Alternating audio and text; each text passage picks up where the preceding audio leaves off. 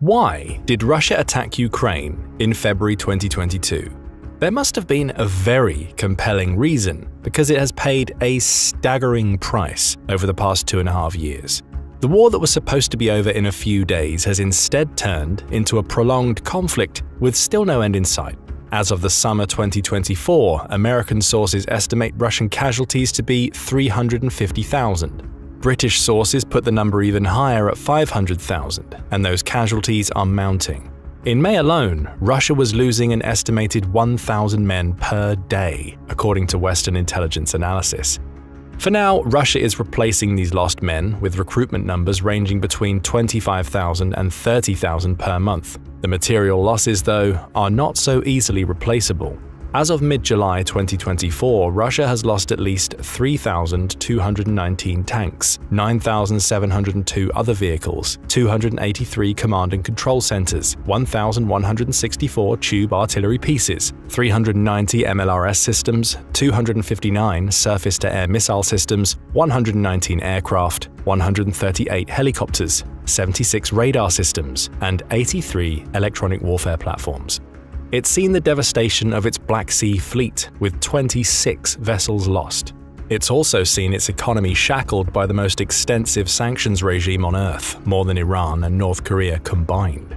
The result has been the loss of much of Russia's geopolitical autonomy as it finds itself more dependent on China. Economically, American sources estimate that the war has cost Russia over $1 trillion. These losses raise the question, what could possibly be worth such a price? Why was Putin willing to pay it? In this video, we'll do a little detective work to uncover what really might have motivated him to launch his war of aggression at the moment he did. Since Russia is a dictatorship, Putin's opinion is the only one that matters, so we will first need to look at his worldview. Informed opinion believes he is fundamentally a Russian revanchist. There is good reason to believe this. As early as 2005, Putin hinted about these ideological tendencies when he remarked that the fall of the Soviet Union was one of the worst tragedies of the 20th century. In Munich 2 years later, Putin stunned world leaders with a lengthy tirade against the post-Cold War international order, claiming that it was the construction of a United States that aspired to be the world's sole master. He called this pernicious, revealing that this version of a world order was not something Russia wanted to be a constructive partner in. The following year, NATO issued the Bucharest Declaration, which agreed on the principle that Ukraine and Georgia would join the alliance. There were no specific timetables or roadmaps for them to reach that end, however, and this was a compromise between the United States, which wanted to admit both countries, and France and Germany, which feared the move would antagonize Russia.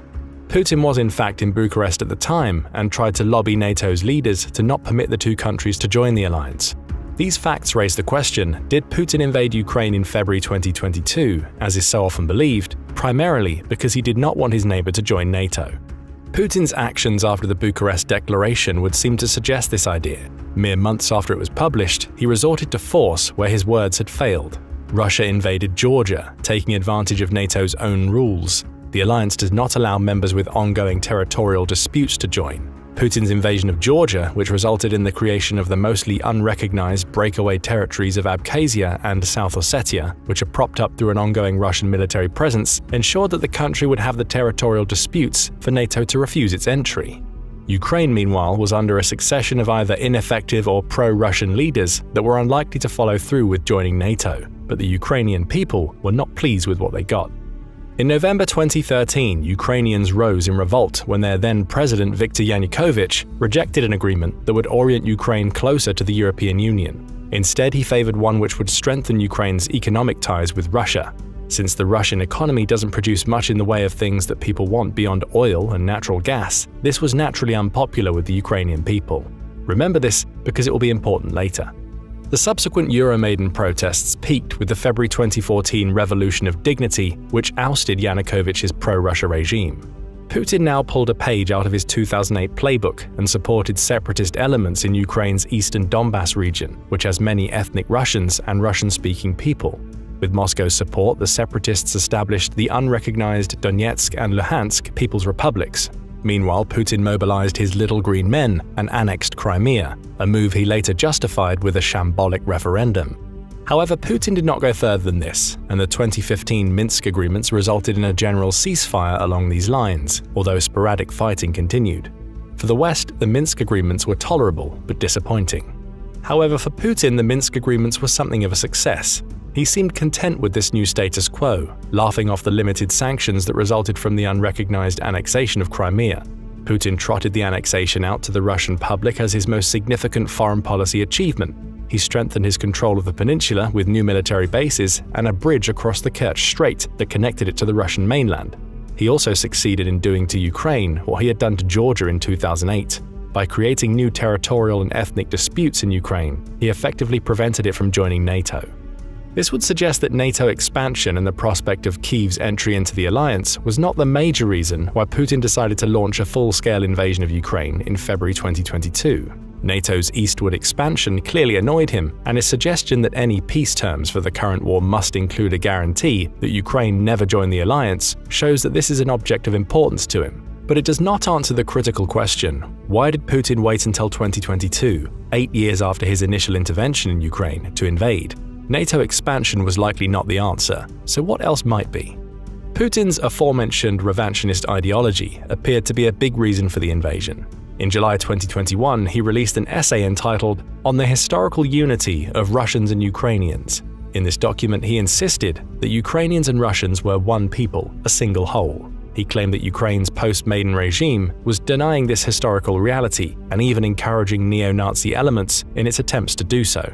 This document was one of the clues that the American intelligence community used to determine that Russia's substantial military buildup on the border that year was likely to lead to an invasion and was not part of an exercise.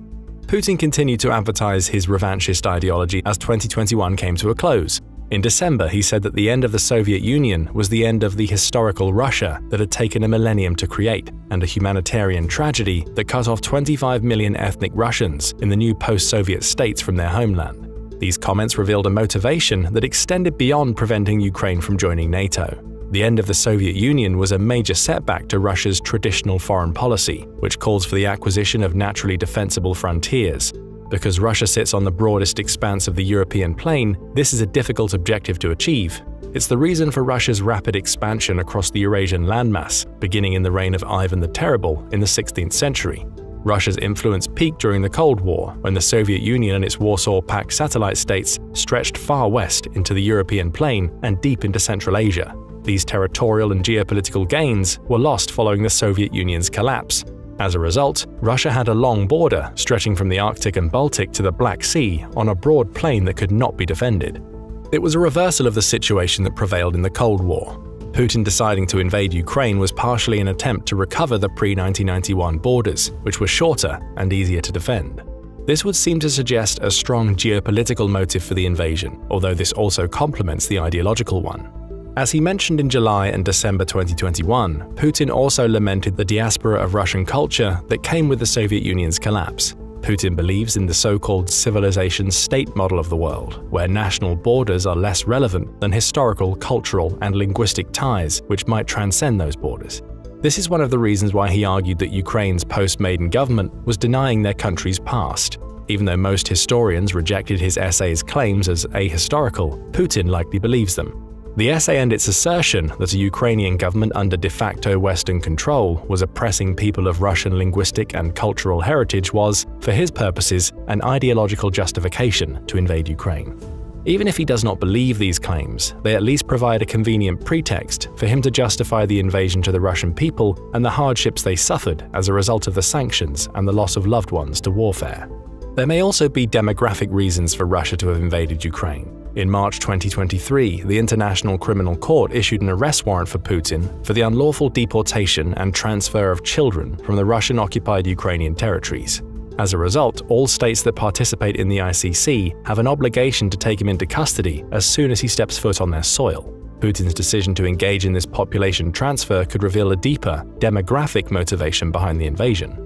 Before it fell, the Soviet Union had the world's third largest population, with almost 287 million people, recorded in the 1989 census. However, the USSR's collapse left Russia with a population of about 137.5 million, slightly less than half the total. Today in 2024, the Russian Federation has a population of 144 million, but its fertility rate is 1.826 births per woman, well below replacement level. By the end of the century, its population will drop to 112 million. Its current average age is 40. This will grow dramatically in the coming decades. An older population will mean recruitment problems for Russia's military and a much greater share of national resources spent on elder care. The forced deportation of Ukrainian children and other Ukrainian citizens can therefore be seen as a way to reverse Russia's population decline and stave off the ballooning average age. Putin's invasion may be as much about reclaiming the Soviet population base as it is about restoring the Soviet borders. Ukraine, like many post-Soviet countries, is in a population decline of its own, with a fertility rate of only 1.826 births per woman. However, transferring Ukraine's young population is one way to delay the problems that will come to Russia. Perhaps Putin thinks it will buy him time to more seriously reverse the population decline in Russia's homeland. However, there is a critical problem with all three of these interpretations. The ideological, geopolitical, and demographic reasons are all likely important to Putin, but they still do not tell us why he decided to invade Ukraine in February 2022.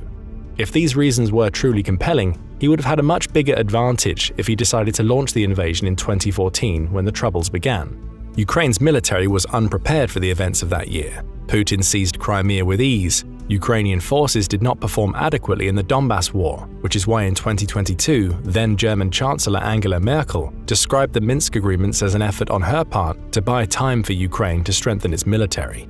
This history and Russia's supposed modernization efforts in the years since 2014 lent the United States and its allies the impression that Ukraine would not be able to withstand the Russian onslaught.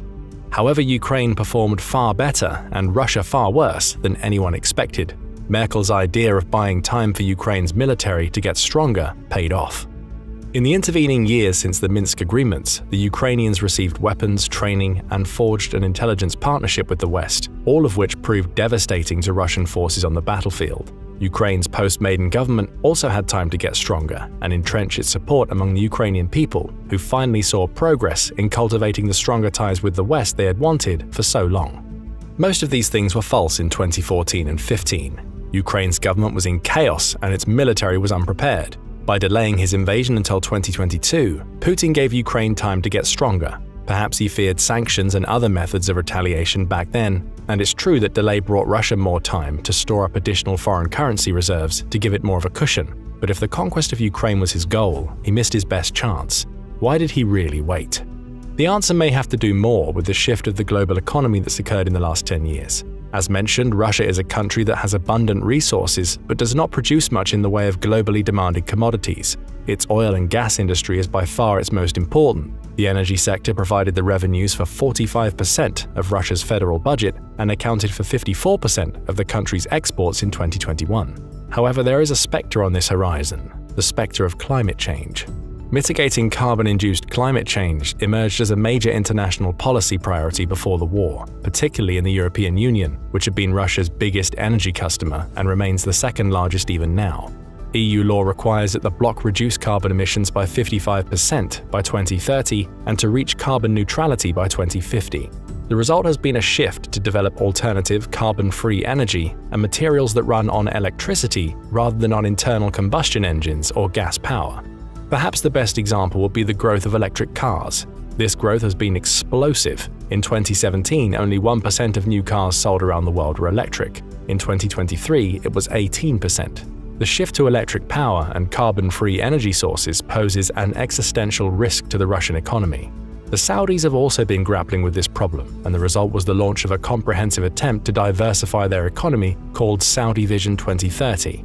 The plan seems to be paying off, with non-oil growth accelerating since 2021, being around 5% in 2022 and 23.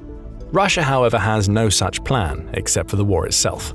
Ukraine has valuable minerals that will be in far greater demand as the global economy gradually transitions from fossil fuels to carbon-free and electric power. Lithium is one of the most important of these, as it's a vital component in the batteries necessary for these new technologies like electric cars to function. Ukraine has large deposits of lithium in its Donetsk Oblast, which Russia partially controls. If Russia can move further west and north from its current lines, it can also reach the significant stores in Ukraine's Kirovohrad Oblast. These lithium deposits have been the subject of geopolitical maneuvering before. In 2021, the European Union and Ukraine formed a strategic partnership around Ukraine's mineral ores, with lithium particularly on the policymakers' minds. To date, the European Union imports most of its lithium from China. Understandably, Brussels would like to reduce this dependency and ensure Beijing cannot entrench itself at the center of this emerging technology. Ukraine is one of the few countries with large lithium reserves, according to estimates up to 10% of the world's reserves, and its proximity to the EU makes its lithium stores very valuable. According to Ulrich Blum, the founder and CEO of the Lithium Institute based in Germany, Europe can get most of what it needs for its energy transition from Ukraine. Putin therefore now exercises leverage over an important European geopolitical priority. When speaking to Germany's DW News, Gracelyn Baskaran, director of the Project on Critical Minerals for the Center for Strategic and International Studies, mentioned that natural resources can prolong conflict, and that tapping the lithium and other mineral deposits there could be a vital source of funds for the Russian military in its continued operations, although Putin would need to rebuild the grid that his missiles and drones have devastated so badly, since mining is an energy-intensive activity that can use up to 50% of locally available power. Additionally, the presence of these resources would act as a disincentive for Putin to give up territory in a negotiated settlement to end the war. Russia's control of the minerals would also make it harder for private industry to invest in Ukraine and help with the post-war rebuilding process.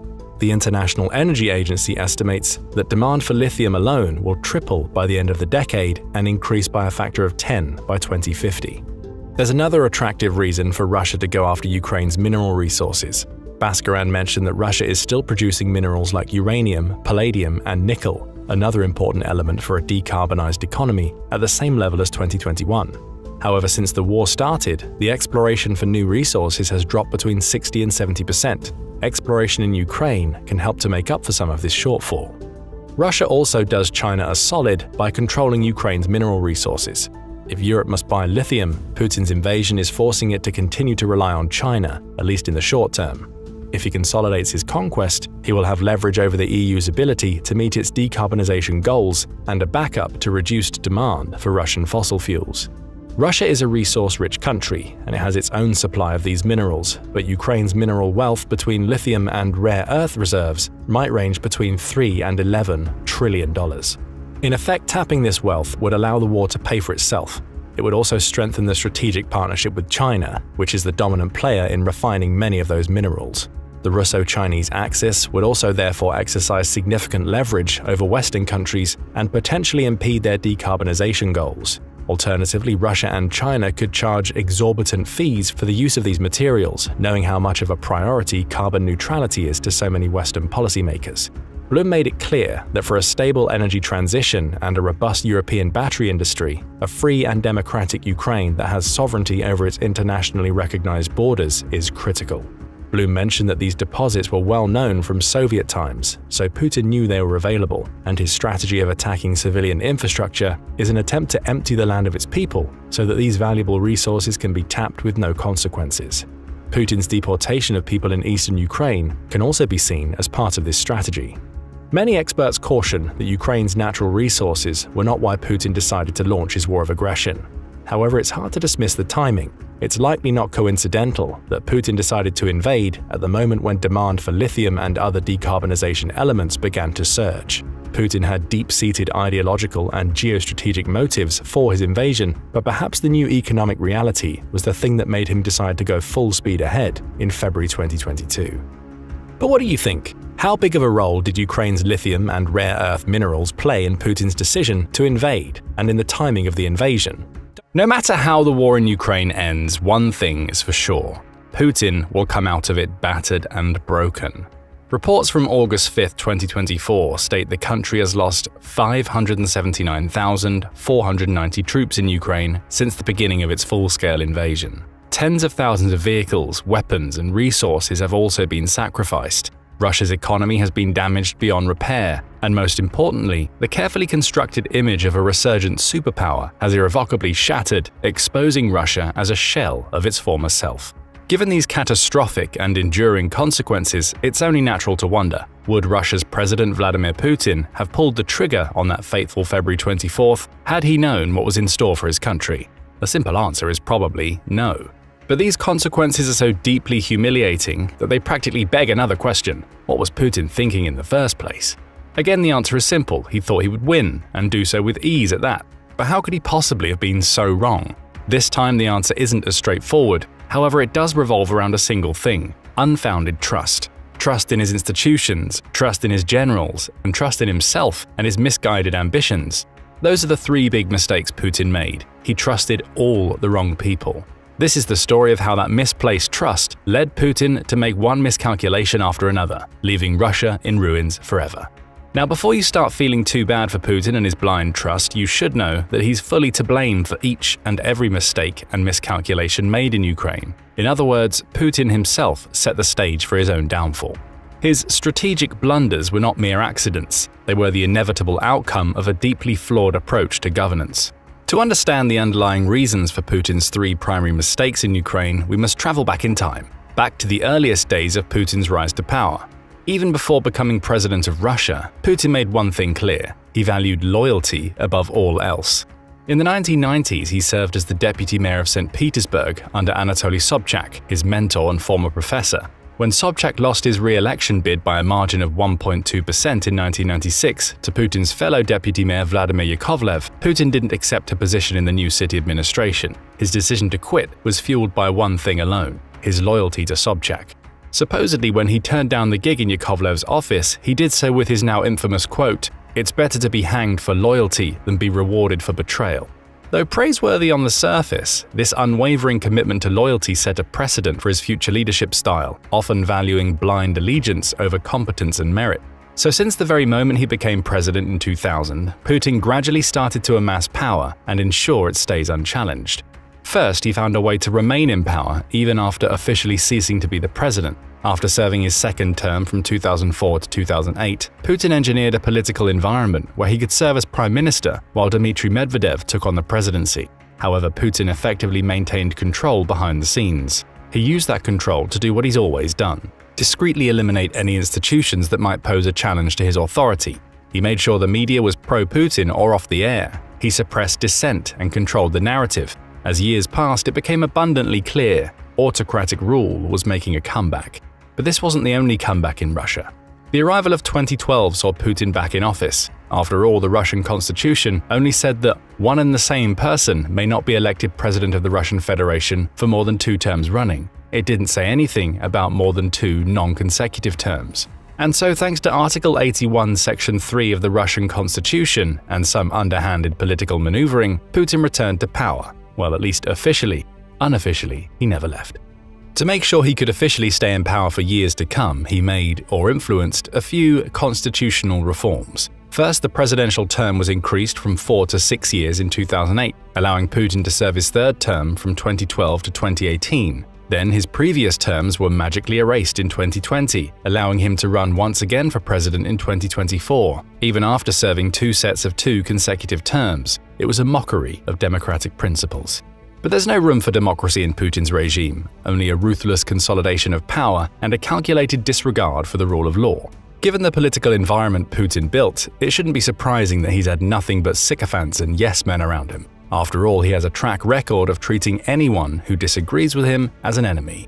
And we all know the eventual fate of his enemies. They suffer mysterious heart attacks, they fall from windows, their airplane or helicopter crashes, or they're simply shot dead in broad daylight. As a result of this brutal method of silencing dissent, only those willing to flatter Putin and follow him without question can remain in his inner circle. Simply put, Putin has created his own little echo chamber and has never truly received a reality check. This is what reinforces his delusions and leads him to believe he's always right. And this is what's caused his servicemen to feed him inaccurate information that has eventually led to disastrous miscalculations in Ukraine. Just look at it this way. If your life is on the line, you'll tell the dictator what he wants to hear, not what he needs to hear. Worst of all, this approach doesn't involve carefully collecting intelligence and then weighing what to share and what to withhold. No, it involves playing a guessing game of what the dictator wants to hear. After all, if truth has proven time and again to hold little weight in Russia, why bother seeking it in the first place? Why waste time? Essentially, Putin's approach to governance has stripped his advisors of any incentive to put in the hours and actually come up with sound advice for him. Had his advisors done so in the months before February 24, 2022, the devastating war probably wouldn't still be raging in Ukraine. But Putin's first mistake isn't setting up a system where truth is irrelevant or even detrimental. It's what all autocrats do. His first mistake was trusting the advice from the very institutions he had corrupted and controlled. To be more specific, Putin's first major mistake was trusting Russia's Federal Security Service, or FSB for short. The FSB is Russia's primary security agency and the main successor to the Soviet Union's infamous KGB, in which Putin once proudly served as a lieutenant colonel. This agency, eager to please and protect its position within Putin's regime, fed him optimistic and overly favorable reports about the situation in Ukraine. The FSB had two primary tasks: to gauge the West's potential response to another invasion and determine how the Ukrainian population, military, and government would react to a Russian offensive. In both tasks, they failed spectacularly. As far as the West goes, their mistaken assumption was that it would remain divided and passive, fearing economic repercussions. To the FSB's credit, that's precisely what the West did every time Putin previously flexed his muscles. In Georgia, in Crimea, in Syria, the West's response was tepid at best. When he gathered an army of 70,000 or so to invade Georgia in 2008, all he received was a financial slap on the wrist. When he illegally annexed Crimea in 2014, the West's reaction was mainly focused on sanctions that barely scratched Russia's economy. Sure, the United Nations General Assembly also passed Resolution 58262, with 100 countries in favor of protecting Ukraine's territorial integrity, but that's about it. A matching resolution wasn't even adopted by the UN Security Council, as Russia has veto power there. And when he propped up the murderous regime of Bashar al-Assad in Syria, the West could only muster vague condemnations and half-hearted measures. Basically, no punishment of consequence came for Putin when he had Sergei Skripal, a former Russian military intelligence officer, poisoned in the UK, or when the Russian hackers intervened in the 2016 US presidential election. In fact, Putin was only getting bolder, while the response from the West was only getting weaker. Germany was even at one point considering starting fresh with Russia, to the point where Angela Merkel, who served as Chancellor of Germany from 2005 to 2021, publicly questioned some of the US sanctions. Of course, there was no tale of friendship and forgiveness behind this skepticism, just a need for Russian gas, which made up 55% of all gas consumed in Germany before the invasion of Ukraine. So the FSB and Putin saw the West as weak and fickle, driven by economic self-interest rather than principled resistance. As such, the Western countries would never seek punitive sanctions that could harm their own economies too. They believed the West wouldn't be able to agree on a simple point, whether Ukraine was worth the fight or not. And in the chaos of indecision and fragmentation, Russia could just swoop in and take Kyiv in a matter of days. But where the FSB operatives failed miserably was recognizing that the West was actually starting to harden its attitude towards Russia. After years of Putin flouting the rule of law boldly and almost proudly, the Western policymakers started coming to terms with a grim reality. Putin was never going to stop. So succumbing to Russia's blackmail and intimidation was slowly ceasing to be an option for the West. In other words, there was never any doubt about how the West would respond to Russia's invasion of Ukraine. The Western countries weren't debating whether or not to get involved. They were debating whether Putin was truly foolish enough to go through with such a brazen move. But when he did, he was met with a united Western front. Russia was slapped with unprecedented economic sanctions. Hundreds of Western businesses withdrew from Russia. Millions of the country's assets were frozen. Even new German Chancellor Olaf Scholz froze the Nord Stream 2 pipeline project and sought a new gas supplier elsewhere. Though it took a while, Western countries eventually started delivering financial, humanitarian, and military aid to Ukraine. As of February 29, 2024, the US, Germany, and the UK have donated the most as individual nations. The US donated $2.53 billion in humanitarian aid, $21.47 billion in financial aid, and $43.08 billion in military aid. And that was before the $61 billion aid package was passed in April 2024. As for Germany, it sent Ukraine more than $37.24 billion in financial aid, making available much more than just military equipment, and that's not to mention all the aid it indirectly secured for Ukraine by tirelessly campaigning for other Western allies to step up. Finally, the UK has donated $16.3 billion in financial aid, of which $9.91 billion is for military assistance. That's pretty far from leaving Ukraine to its own devices, isn't it? But let's be honest, even if Ukraine was left to fend for itself, its people and soldiers would have fought Russia to the bitter end. This brings us to the second fatally wrong assessment of the FSB. The agency believed that the Russian army would meet little to no resistance in Ukraine. Even worse, there were strong beliefs that the Russian soldiers would be welcomed as liberators, not invaders. With this in mind, it shouldn't be surprising that Putin expected to seize Kyiv in a matter of days. Again, these assumptions are somewhat founded on past experiences. After all, Russia annexed Crimea without spilling any blood. It didn't even send in 190,000 troops as it did for the Ukraine invasion, just about 6 helicopters and 3 Ilyushin Il-76 airlifters worth of the so-called Little Green Men, i.e. members of Russian Spetsnaz special forces units with no military insignia. But if the FSB had actually done its job, it would have realized that Ukraine in 2022 was not Crimea in 2014. We aren't talking about a peninsula filled with apathetic or pro-Russian sentiments. We're talking about an independent nation with its own identity, culture, and independence, no matter how hard Russia tried to deny these.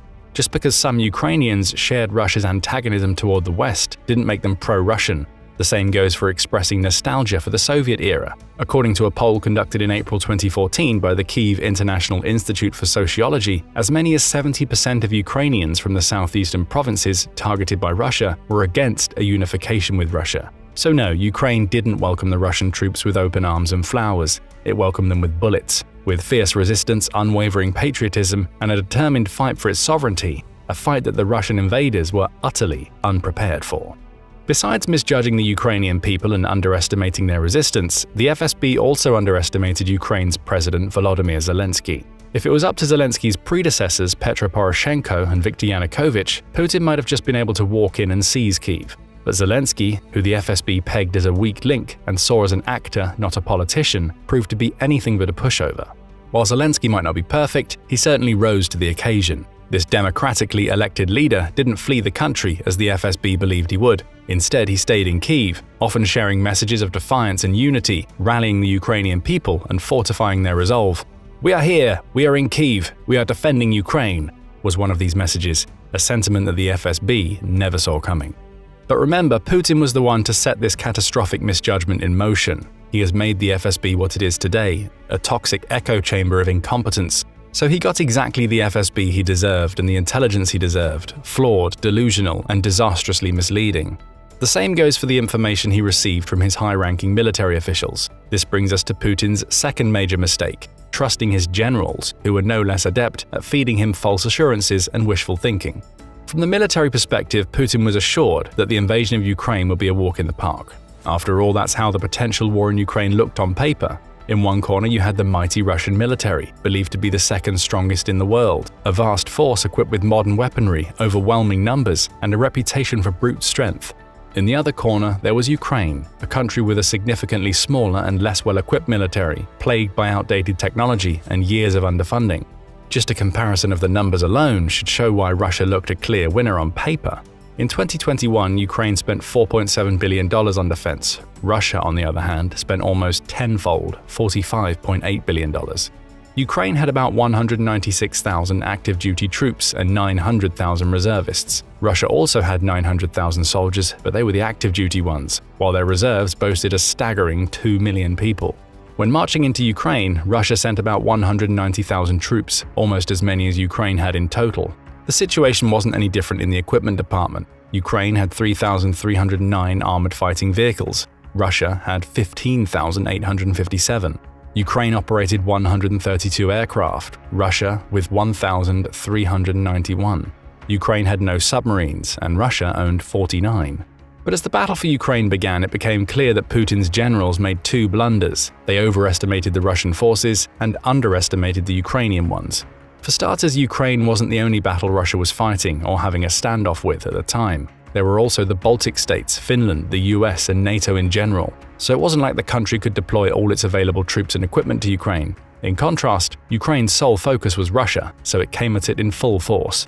Tens of thousands of Ukrainians of all ages mobilized almost instantly, queuing for hours to join their local defense units. As it turned out, the army that Russia saw as weak and disorganized was actually a collection of heroes ready to defend their homeland with unprecedented unity. Fleeing or surrendering was never an option, and yet that's precisely what Putin was told the Ukrainian soldiers would do in a matter of days, if not hours. But the problem wasn't just that the Ukrainian military turned out to be much stronger than anticipated. It was also that the Russian military turned out to be a far cry from the supposed second strongest military in the world. Faced with unexpected resistance and plagued by internal issues, the Russian military lost at least half its professional army in the first 6 months of the war in Ukraine. These numbers included some of the most elite soldiers and officers, as well as advanced weaponry and equipment. It seems that years of relentless propaganda, extravagant military parades, and rosy forecasts from his generals misled Putin into believing his nation had a world-class military capable of engaging and prevailing in any continental conflict. The actual performance of the Russian military on the Ukrainian battlefield painted an entirely different picture. As the US Secretary of State Antony Blinken put it, The Kremlin often claimed it had the second strongest military in the world, and many believed it. Today, many see Russia's military as the second strongest in Ukraine. Again, to be fair, these realizations came later, even for the most seasoned Western intelligence officers. Although US intelligence correctly estimated that the invasion was going to happen, it initially underestimated the scale of the Ukrainian resistance and the Russian military's inefficiencies. Simply put, US intelligence also believed that Kyiv would collapse swiftly. But the US intelligence officers were mistaken, as was Putin and his collection of sycophants. But even if we take Putin's lapdogs out of the equation, chances are the Russian president would still repeat many of the same mistakes. Why? Because he would let himself be blinded by his misguided beliefs and unfounded ambition. And that was Putin's third major mistake, his overconfidence in his infallibility and his catastrophic overreach. But let's pump the brakes for a second. Putin hasn't gotten where he is by making purely reckless decisions and moves. Before the invasion of Ukraine, he was perceived as a calculating and shrewd strategist, adept at leveraging power and exploiting weaknesses. So what led him down such a disastrous path this time? The answer to this question is multifaceted. First of all, it appears that Putin truly believed that Ukraine was Russian territory, and Ukrainians and Russians were one people, forcefully separated by the fall of the Soviet Union. He saw the separation between Russia and Ukraine as a historical injustice, and he was hell-bent on correcting this injustice at all costs. Worst of all, he has seemingly stuck to his conviction, as even after almost 2 years of conflict, he argued that Russia held a historic claim to Ukraine in his February 2024 interview with the former Fox News host Tucker Carlson. He also believed in his heart of hearts that the West was the true architect of this supposed division. To justify his actions, Putin propagated the idea that NATO's alleged expansion into Eastern Europe was the catalyst for his aggressive stance, blaming the West for forcing his hand and exacerbating the situation. In his eyes, he had no other option but to invade Ukraine or launch a special military operation as he saw it. Otherwise, Ukraine would have applied for NATO membership, as encouraged by the US, and the rest of Russia's European neighbors were likely to follow suit. Since he saw NATO's expansion as an existential threat to Russia, he had to act to ensure the survival and security of the Russian state and people and prevent a strategic encirclement. Paradoxically, it's precisely Putin's actions that ended up pushing Finland and Sweden, traditionally neutral countries, to join NATO on April 4, 2023 and March 7, 2024 respectively. So in trying to secure Russia's sphere of influence, Putin's invasion of Ukraine only accelerated the very outcomes he sought to avoid. Of course, many Western commentators see pointing the finger at NATO expansion as nothing but an excuse for his atrocious actions. In reality, Putin was fueled by a desire to restore Russia's superpower status and secure his legacy. That's the relentless ambition that blinded him to the realities staring him right in the face. To achieve these goals, Putin was seemingly ready to fight the entire West, not just Ukraine. He wanted to be revered in history books as the man who succeeded in restoring Russia's grandeur, defying Western dominance, and rewriting the global order. As Professor Brian Taylor, a Russian politics expert, put it, Putin saw himself as a great historic Russian leader restoring Russian lands.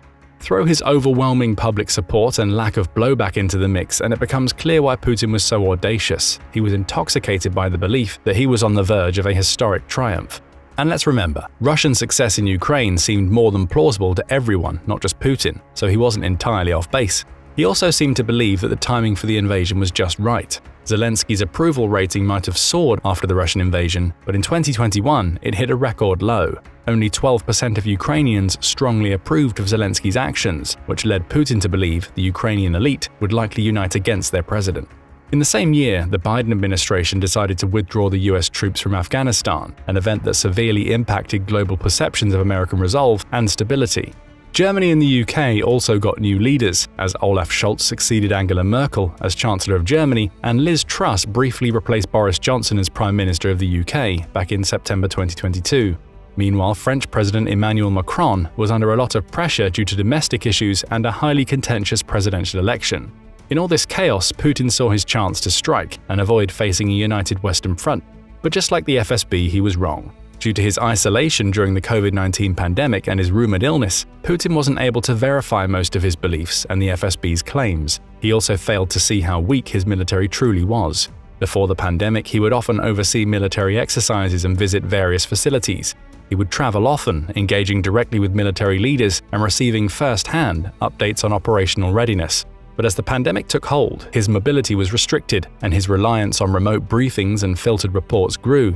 This isolation eroded his grasp on reality and convinced him that he was the savior that Russia had yearned for ever since the Soviet Union collapsed.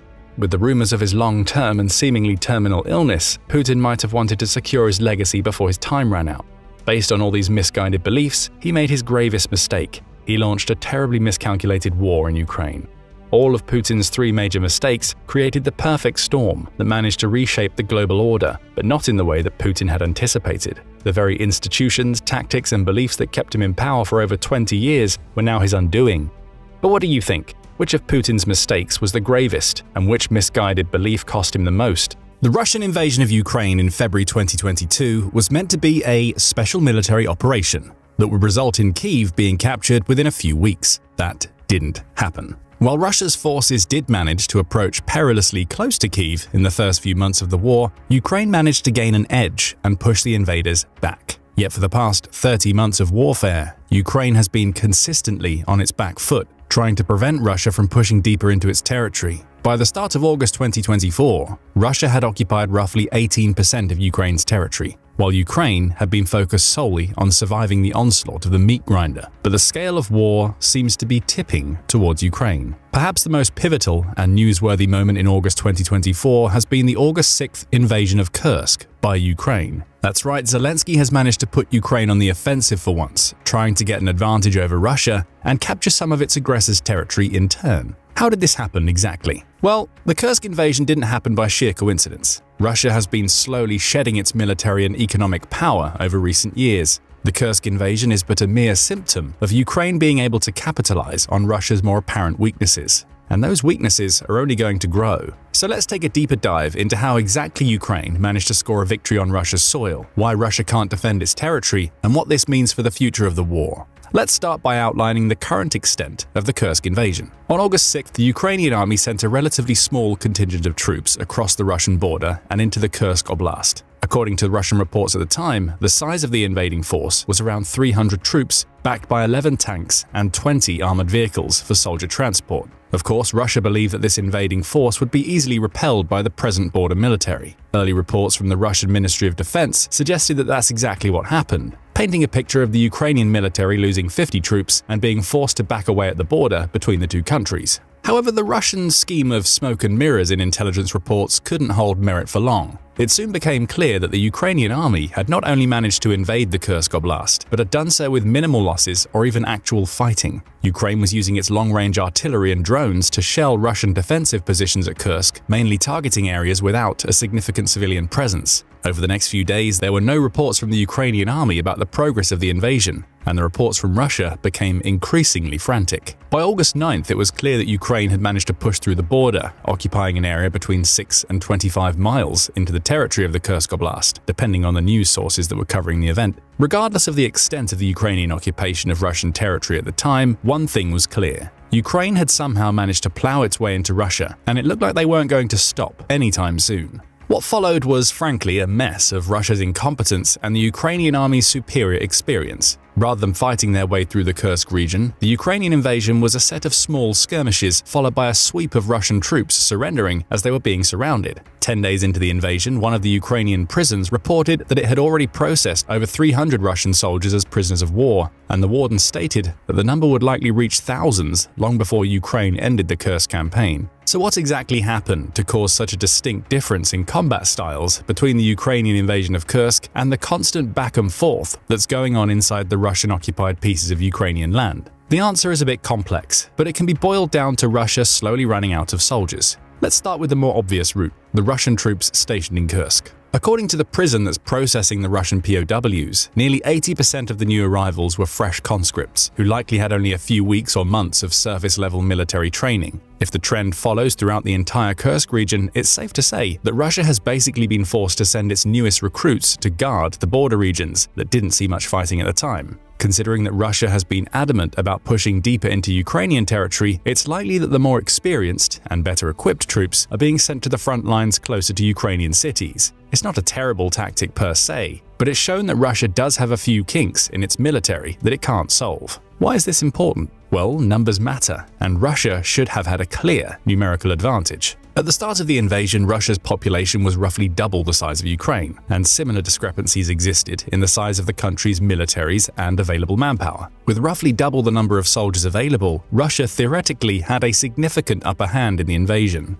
But Russia has also been losing both troops and available manpower at an alarming rate. According to Ukrainska Pravda, a news outlet that outlines Russia's daily personnel and equipment losses, the Russian army has suffered over 600,000 casualties over the past 30 months of warfare. That's roughly double the number of troops Russia had at its disposal when invading Ukraine in February 2022. Effectively, Russia has churned over multiple generations of conscripts to try to win over Ukraine, and its efforts were paltry in comparison. While Ukraine did lose roughly 18% of its territory so far to Russian occupation, 2024 was a relatively stagnant year. Russia was forced to fall back at the end of 2023 and didn't mount a significant offensive campaign until May. And Russia's summer campaign of 2024 was undoubtedly a significant failure. Russia is purported to have lost 70,000 troops over the course of 2 months, setting up a precedent of losing between 1,000 and 1,200 soldiers per day. Worse yet, Russia doesn't seem to be getting better at keeping its troops intact, with the casualty rates refusing to fall below 1,000 per day for months, even after the main stage of the summer campaign can be considered over. Russia did manage to make some progress over the year, but it's not nearly enough, especially when compared to the sacrifices made. According to a report by The Telegraph, Russia has occupied an additional 450 square miles of Ukrainian territory between January and July 2024. This includes the large failure that was the summer campaign.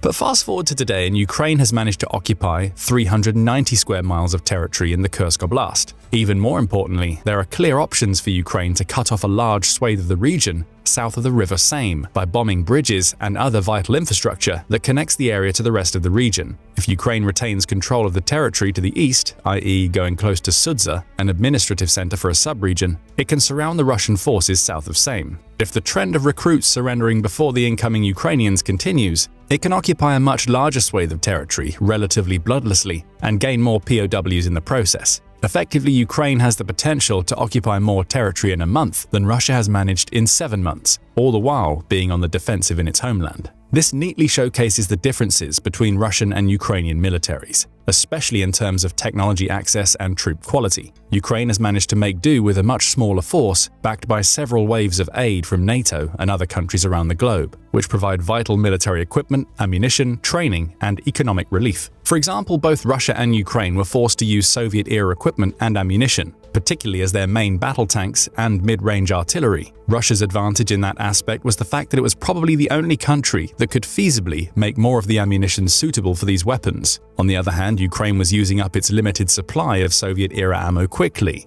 The US and NATO came to Ukraine's aid, scouring for ammunition compatible with these weapons from all countries they could access and sending it all to the Ukrainian front. A video report by the German media outlet Der Spiegel showcased the situation best. A World War II Soviet artillery launcher was being used by Ukraine to shell the Russian troops with ammunition sourced from Germany. That same launcher was on the front 70 years ago, using Soviet ammunition to shell German troops. Both sides of the war quickly progressed past Soviet-era equipment. For much of the war, the state of the conflict was one of attrition, with neither side making significant progress. The reason? Drone warfare. A foot soldier, or even a tank, was no match for a remote-controlled flyer that could drop death from dozens of feet above, all while its handler was kept safe and sound miles away. Then the war started taking an entirely different dimension, one where the prime targets were drone operators, who became increasingly vital parts of both militaries. Both countries sourced military-grade drones in the first few months of the war. The Turkish Bayraktar TB2 on the Ukrainian side and the Iranian Shahid 136 on Russia's were a large part of why neither army could make significant progress against the other.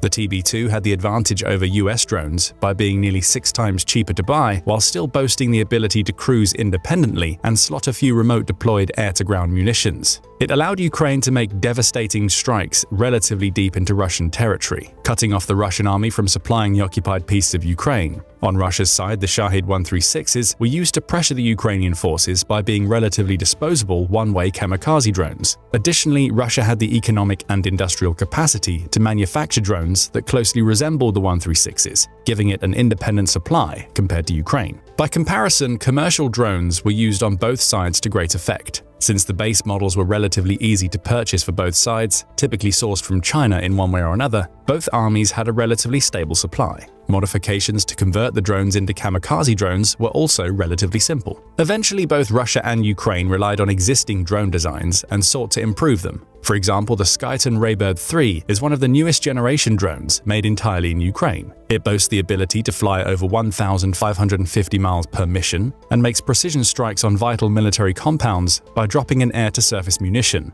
all guided by the drone operator and assisted by AI. Additionally, the Raybird 3 included several defensive measures that the Ukrainian army could leverage as an advantage in the increasingly tech-dependent war. First, the drone could be deployed remotely, with the deployment system disassembled a few minutes after the launch. This minimizes the enemy's chance to detect where the drone was launched from and retaliate, which makes it far safer for the drone operator and support crew. Secondly, the drone was designed with anti-interference technology, something that both sides of the war have started using as second nature as drone strikes escalated over the previous year. But drone warfare is just one part of the technological equation. NATO has been approving bolder plans to outfit the Ukrainian army with more advanced vehicles and military equipment. These include the M1 Abrams tank, one of the most modern main battle tanks available to the US military, and the F-16, a fourth-generation all-purpose fighter that heavily outmatches Russia's Su-27s of the same generation. Various NATO countries have joined forces and supplied 65 F-16s to Ukraine, while Zelensky had suggested that the country will need at least another 100 F-16s to have a fighting chance. The F-16s started taking flight in August 2024 after NATO provided months of training for Ukrainian fighter pilots.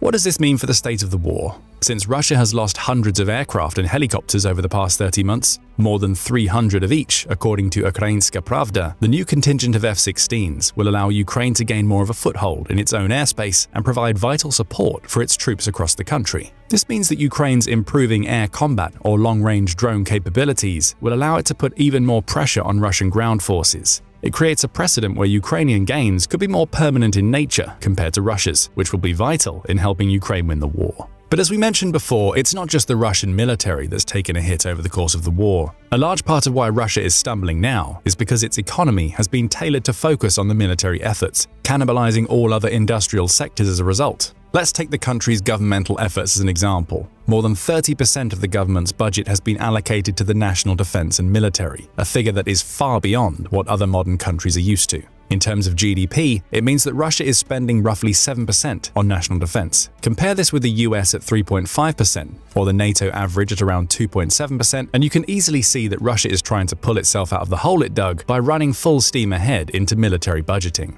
Of course, Russia has been able to allocate so much of its budget to its military due to it being one of the largest suppliers of oil and natural gas worldwide. It was previously one of the EU's biggest trading partners for these precious resources. After the invasion started and the EU reduced its dependence on Russia's gas and oil, China and India took over as the largest importers of these resources. Throughout 2022 and 2023, Russia's economy was even seemingly better than those of Western nations, outpacing the predictions made by the International Monetary Fund, or IMF. In fact, Russia is one of the few countries whose economy grew in 2023, which can be largely attributed to the fact that it managed to get good trade deals with China and reduced its dependence on trade with NATO countries. However, the reliance on the energy sector came with significant downsides. As the magnates in the industry grew richer and could open more positions to fill new roles, people from other sectors, such as manufacturing and agriculture, came to work in the energy sector, leaving the previous ones underpopulated and struggling to meet demands. As a result, China became one of Russia's biggest trading partners in many consumer products, including cars, tractors, and smartphones, completely dominating Russia's manufacturing industries due to lower prices. In contrast, China's trade deals with Russia were also heavily favored toward China, with China getting natural gas at nearly half the price that the EU was paying just a year before. The favorable winds of trade with China didn't last long. While the trade between the countries rose by over 26% in 2023, reaching a record high of $240 billion in yen and rubles, the growth for July 2024 is estimated to be only 1.5% over the previous year. A contributing factor may be that the Chinese imports of crude oil and gas have fallen by 7% compared to the previous year. This could be explained by China extending its global trade efforts by focusing on the Belt and Road Initiative, which ultimately aims to provide China with ready access to Middle Eastern oil. While most of the plans were put on hold due to the invasion, China's ambitions mean they're likely to resume the efforts in case the war goes on. But more on that tidbit later. If China ultimately succeeds in cutting the flow of Russian gas and oil, Russia would end up having very few buyers, which could topple the energy industry overnight. This could be devastating to Russia's economy, since we already mentioned that the other industries have started taking hits as more people left to work in the energy sector. But that's only one sector in which Russia is experiencing loss of manpower. Another major drain that Russia has experienced as a result of the invasion is severe emigration.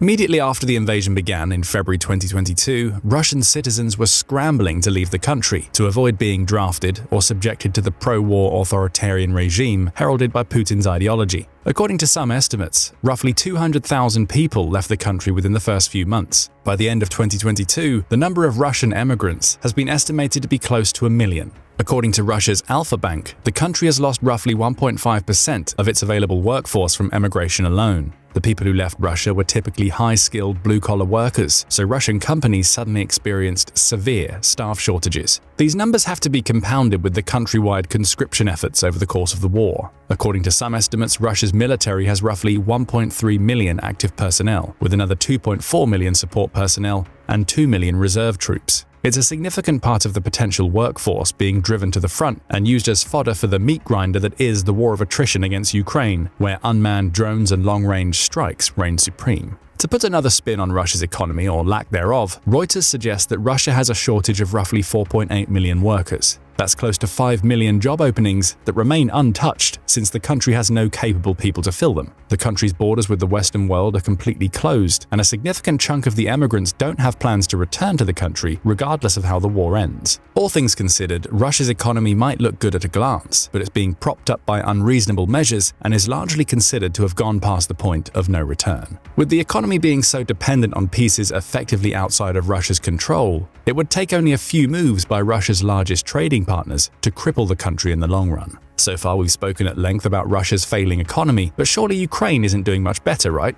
Well, the answer is both yes and no. Ukraine has arguably been hit much harder by the war economically. The country is spending upwards of 37% of its GDP on national defense and military, making it the 8th-ranked country in the world in terms of military spending. At the same time, Ukraine has been on the receiving end of generous international aid packages. According to the U.S. Council of Foreign Relations, the U.S. has allocated $175 billion in foreign aid to Ukraine, $107 billion of which is direct financial aid. The rest is used internally in the US to manufacture weapons and ammunition, pay for staff, or send to Ukraine's neighboring countries which are housing displaced citizens, such as Poland. On the other hand, the Kiel Institute reports that the European countries have allocated a total of 110 billion euros, roughly $122 billion, to Ukraine, whether through a combination of direct financial aid or bilateral agreements, with another $85 billion left to be allocated. Altogether, the US and European countries have spent more than $350 billion supporting Ukraine, and that only accounts for direct aid agreements.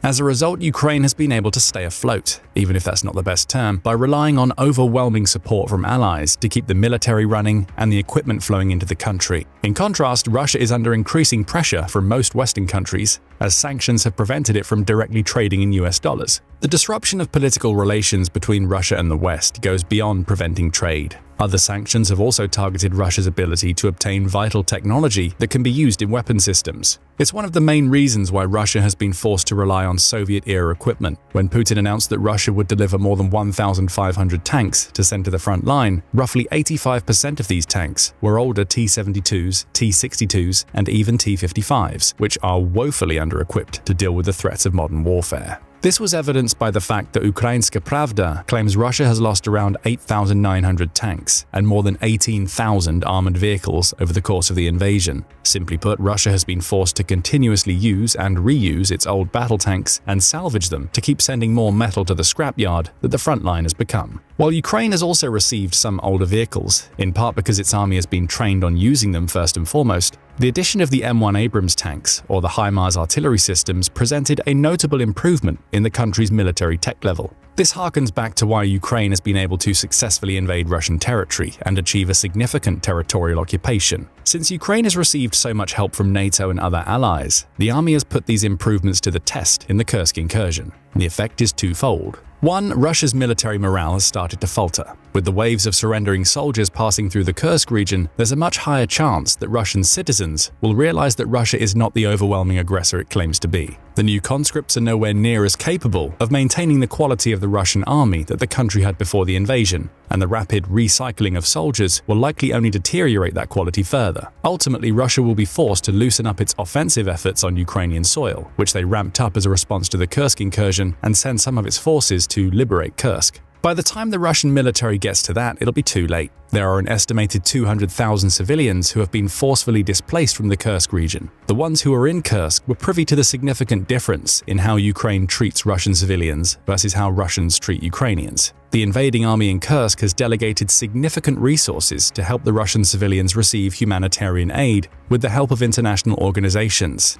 In contrast, the early months of the Russo-Ukrainian War saw multiple Ukrainian cities being shelled indiscriminately. Even today, Russia is still launching strikes on Ukrainian hospitals, an act that goes against the Geneva Convention. Furthermore, the war has been disproportionately affecting Russian minorities. The conscription efforts so far have targeted the poorer, less urban areas of the country, promising wages that are double or triple the national average. Conversely, Moscow has been largely unaffected by conscription, but has seen a significant brain drain as part of the emigration waves. When push comes to shove, Putin might be forced to use Muscovites in the army, and the remaining residents of Russia's capital might finally get a sense of how the country has fared over the past 30 months. If, or more likely when that happens, the entire regime in the country might fall due to internal rather than external pressure, and we might finally see Putin forcefully removed from office. The other advantage Ukraine has received as a result of the Kursk incursion is media coverage. The country's previous efforts were focused on protecting its existing territory and pushing back against the Russian onslaught. By showing that the Ukrainian army not only has the means to repel Russia, but to inflict significant losses in a counter-invasion,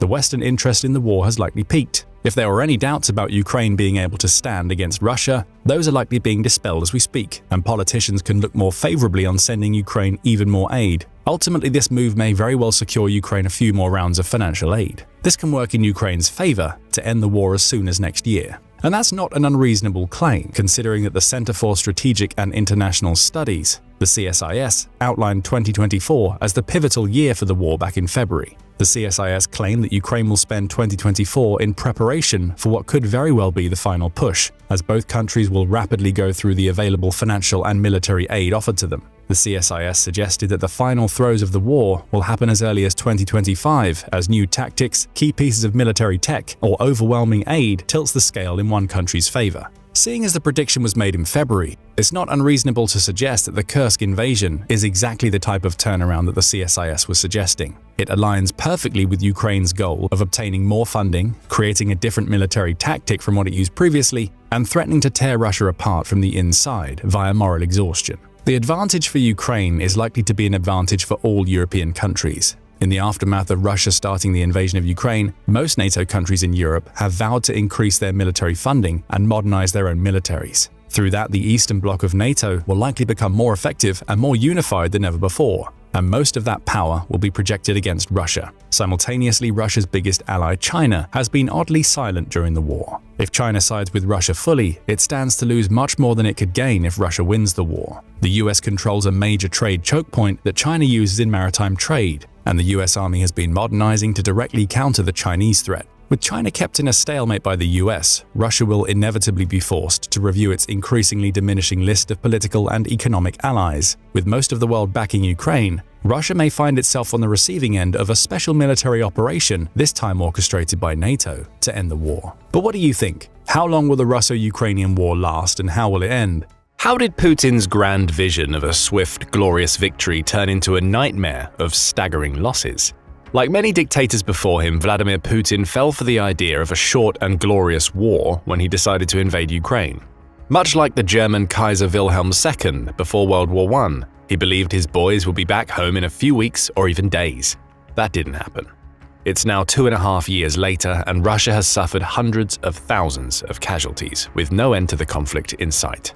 The Russian military is naturally dishonest with its casualty reports, when they come at all, but recent estimates from Western sources like the United Kingdom Ministry of Defense suggest that Russia has suffered over 300,000 total dead or wounded in the war. Mediazona, one of the few independent voices in the country, investigated the register of inheritance cases in Russia in April. Mediazona claimed that these inheritance cases implied about 75,000 dead soldiers in Ukraine over the first 2 years of the war. The number of dead and wounded are accelerating too. Russia has taken the offensive in recent months. Its preferred strategy is to overwhelm defensive Ukrainian positions through mass manpower and firepower, but this is naturally a costly method of waging war. In July, the UK Ministry of Defence estimated that Russia had taken 70,000 casualties just since May, at a pace of around 1,000 per day. This was the highest casualty rate since the invasion began, even more than when Ukraine defeated the Russian forces in Kharkiv and around Kherson in the summer and fall of 22, and composed a tenth of the total Russian casualties to that point. For now, the Russian public has been kept largely in the dark about the true cost of the war in Ukraine, but with these accelerating losses, this ignorance might be starting to fade. He might not need to worry about re-election anymore, but it would be problematic for Putin if the Russian public started to feel like they were suffering too many losses. Yet Putin is in desperate need of more manpower to cover the accelerating casualties. So if you're a dictator, what do? Putin seems to be answering with an approach that many dictators have taken before him since ancient times, relying on foreign mercenaries. How did he get here? Will the new sources of manpower help him to avoid the worst political consequences prolonged warfare could bring his regime? One of the ways that Putin's regime has managed to cover up the worst costs of the war in Ukraine is by concentrating the losses in outlying regions. The April 2024 Mediazona investigation about Russian casualties found that the bulk of them came from the Krasnodar Krai and Bashkortostan areas. It's no coincidence that these two regions account for such a high percentage of the dead and wounded. They are the third and seventh most populated regions in the Russian Federation, respectively. Krasnodar Krai is close to Crimea, which makes it an ideal place from which to transit troops to the front. However, the bigger tell is that Krasnodar Krai and Bashkortostan sit on the edge of Russia's European heartland, where 75% of the country's population is situated. This political geography puts them close enough to the front and with a high enough population to provide a steady supply of soldiers, but far enough from Russia's elite centers of influence in Moscow and St. Petersburg to ensure that their losses won't be noticed too much. Russia has taken this principle and applied it throughout its territory. 80% of Russia's male population between the ages of 18 and 49 are considered eligible for military service, but these men have not been mobilized on an equal basis. Logic would dictate that, all things being equal, most of the available manpower would be from the European heartland, and therefore most of the casualties. But in Putin's Russia, things are far from equal. Russia may be a dictatorship, but even dictators have people they need to answer to. Sending a lot of coffins back to Moscow or St. Petersburg is not something he wants to do. A groundswell of discontent there might be the one source of pressure that he will be forced to take heed of, so he needs to make sure the affluent people there do not suffer too severely. This is why the recruits mobilized for the war effort come heavily from Russia's outlying areas. They are poorer than the national average and disproportionately composed of ethnic or religious minorities. In the autumn of 2022, as Putin began his first wave of partial mobilization in response to Ukraine's battlefield successes, The Economist did an analysis of available data on the Russian forces in Ukraine. The publication found that the regions outside the European heartland provided a disproportionate share of the troops. For example, Krasnoyarsk Krai in Siberia saw about 5.5% of its eligible manpower conscripted in 2022. In contrast, less than 1% of the eligible manpower in Moscow was conscripted in the same time span. The Economist also found that 23 of the 26 regions which supplied most of the Russian manpower in Ukraine were below the national income average. Other sources back the assertion that the war's heaviest costs are being imposed on Russia's poor, minority, and outlying populations. The BBC conducted an investigation in September 2022 on 6,000 confirmed Russian deaths. Of these, troops from the Krasnodar Krai, Dagestan in the southern Caucasus, and Buryatia in the Russian Far East suffered the largest share. The 2021 Russian census revealed that Ukrainians made up the smallest ethnic group in Krasnodar Krai, with 2.54% of the population. 5.87% were Armenians, and 83.03% were ethnic Russians. The same census revealed that only 12.5% of Dagestan's population was ethnically Russian. The other portion came from various minority groups. The majority of Buryatia's population, at 52.7%, is composed of ethnic Russians. However, 43.8% are minority Buryats, a Mongolic ethnic group. Each of these regions recorded at least 200 deaths of the 6,000 confirmed. In contrast, only 15 people from the Moscow area, which composes around 10% of Russia's total population, were among the dead. The mobilized troops from the far-flung regions proved vital in stabilizing the Russian forces while they were in retreat and rapidly losing territory. However, they were often improperly trained and prepared for the hardships to come. They lacked body armor. Some reports even suggested they lacked rifles. Worse, many of the regular Russian troops forced them to fight in the front ranks, so they will become casualties instead of the veterans. Vasily Matanov, the founder of the group Asians of Russia, best summed up the situation. These people are less defended. If they were to start rounding up Muscovites, then everyone would hear about it. Foreign leaders even got in on the act, with former president of Mongolia accusing the Kremlin of using its ethnic Mongol population as cannon fodder. So far, Putin has ignored this reality because he can. However, the population in a lot of these areas is low. Not many people live in Siberia. Therefore, there are only so many eligible men to be called to the colors from Russia's outlying regions. With the rate they are becoming casualties in Ukraine, Moscow's ability to continue dumping the costs of the war on its poorest and least well-connected people is in doubt, and shortages of available replacements have already been reported by European sources. The Kremlin also does not want to resume recruitment of prisoners, whose ranks have already been thinned. This gives us a preview about the next phase of the war. Conscription was not the only reason why so many of these vulnerable men joined the Russian military. For the troops from impoverished regions where opportunities are few, military service is the only realistic way to make money. Russia now seems to be keen to export this model abroad literally. Rather than conscript people from Moscow and St. Petersburg and create political problems, the Kremlin is looking to foreign countries to find new sources of manpower. Russia's authoritarian form of government allows it to come up with creative ways of finding manpower without resorting to a full mobilization. In response to the new casualties in Ukraine, it's taken to targeting foreign students. African nationals in Russia on work visas have also been targeted. The Kremlin has given both of these groups a new choice. They can sign contracts with Russia's Ministry of Defense and become soldiers or be deported to their countries of origin. The UK Ministry of Defense reports that Central Asian migrants have also been targeted. There are many of these in the country, and their governments tend to be friendly to Russia due to prior Soviet ties. The British report that Russian law enforcement has concentrated on Central Asian migrants with coercive methods, inventing criminal charges, and then declaring that they must sign military contracts to avoid arrest. But it's not just people working in Russia. Africans in Africa have also been a keen source of interest for Russian recruiters. As early as the spring of 2023, reports of African troops fighting for Russia in Ukraine began to circulate. At first, these troops were reported within the Wagner Group's ranks during the Battle of Bakhmut, where the unit suffered severe losses. Given Wagner's long presence on the African continent, this might not be surprising, but Russia's ties with Africa go back to the Cold War. In that era, the Soviet Union invited African students to study within its borders as a way of increasing its influence in countries that only had recently achieved independence from European empires. The tradition continued after the Soviet Union collapsed, and roughly 35,000 African students are studying in Russia today. Many Africans have favorable opinions about Russia even now, remembering that the Soviet Union supported their efforts in freeing themselves from European colonial rule and Moscow's dogged opposition to the apartheid regime in South Africa. In a March 2022 vote of the United Nations General Assembly, 17 African countries, including South Africa, refused to condemn Russia for its invasion, instead choosing to not participate in the resolution. The use of African troops expanded in 2023. As the year went on, intelligence sources reported on the existence of a so-called Africa Corps in the Russian army, which had a roster of about 5,000 men. Many of these troops had already served in the Wagner Group and were experienced fighters, veterans of the Syrian civil war and conflicts in Libya, Burkina Faso, and Niger. Russia has also simply taken to recruiting mercenaries from abroad directly, again preferring Africa. Not coincidentally, as Russian casualties were accelerating in the spring of 2024, reports began to circulate. The Kremlin was redoubling its efforts to bring these foreign fighters in.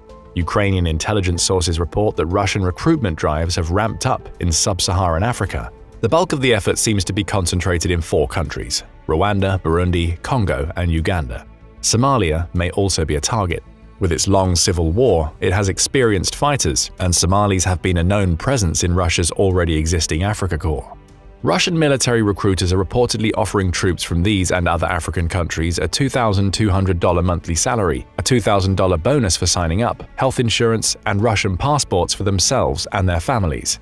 As generally the average annual incomes in these nations is $2,290 in Congo, $930 in Uganda and Rwanda, $600 in Somalia, and $200 in Burundi, this offer is obviously an attractive one. One Nigerian soldier fighting for Ukraine in 2022 grimly reported that life there, even in a war zone, was more desirable than his impoverished homeland, where the annual income is $2,160. Many African mercenaries fighting on the opposite side of the war probably think the same. The population in sub-Saharan Africa is also growing faster than any other portion of the world. It's a young source of manpower, which is notable considering that the average age of the soldiers on both sides of the war in Ukraine is in the 30s and 40s, far older than wars in the past. This is because Russia and Ukraine's populations are aging rapidly. In Africa, Putin has a source of manpower he may be hoping to call upon in the long term. It's not known how many Africans have taken up the Russian offer, but their presence is growing in Ukraine. Russia does not seem to be limiting its recruitment efforts to Africans or Central Asians. It's reportedly tried to bring in troops from as far afield as Nepal, India, and Cuba. Russia has had long ties to the Cuban regime stretching back to the Cold War. Meanwhile, although India has steadily come closer to the United States thanks to ongoing tensions with China, it maintains a tradition of security ties to Russia. It buys Russian military equipment like the T-90 tank and the S-400 air defense system, even risking American sanctions to do so. New Delhi has also abstained from condemning Russia for the invasion in the UN General Assembly. Its increased purchases of Russian energy have been vital in stabilizing Moscow's financial coffers since the invasion began.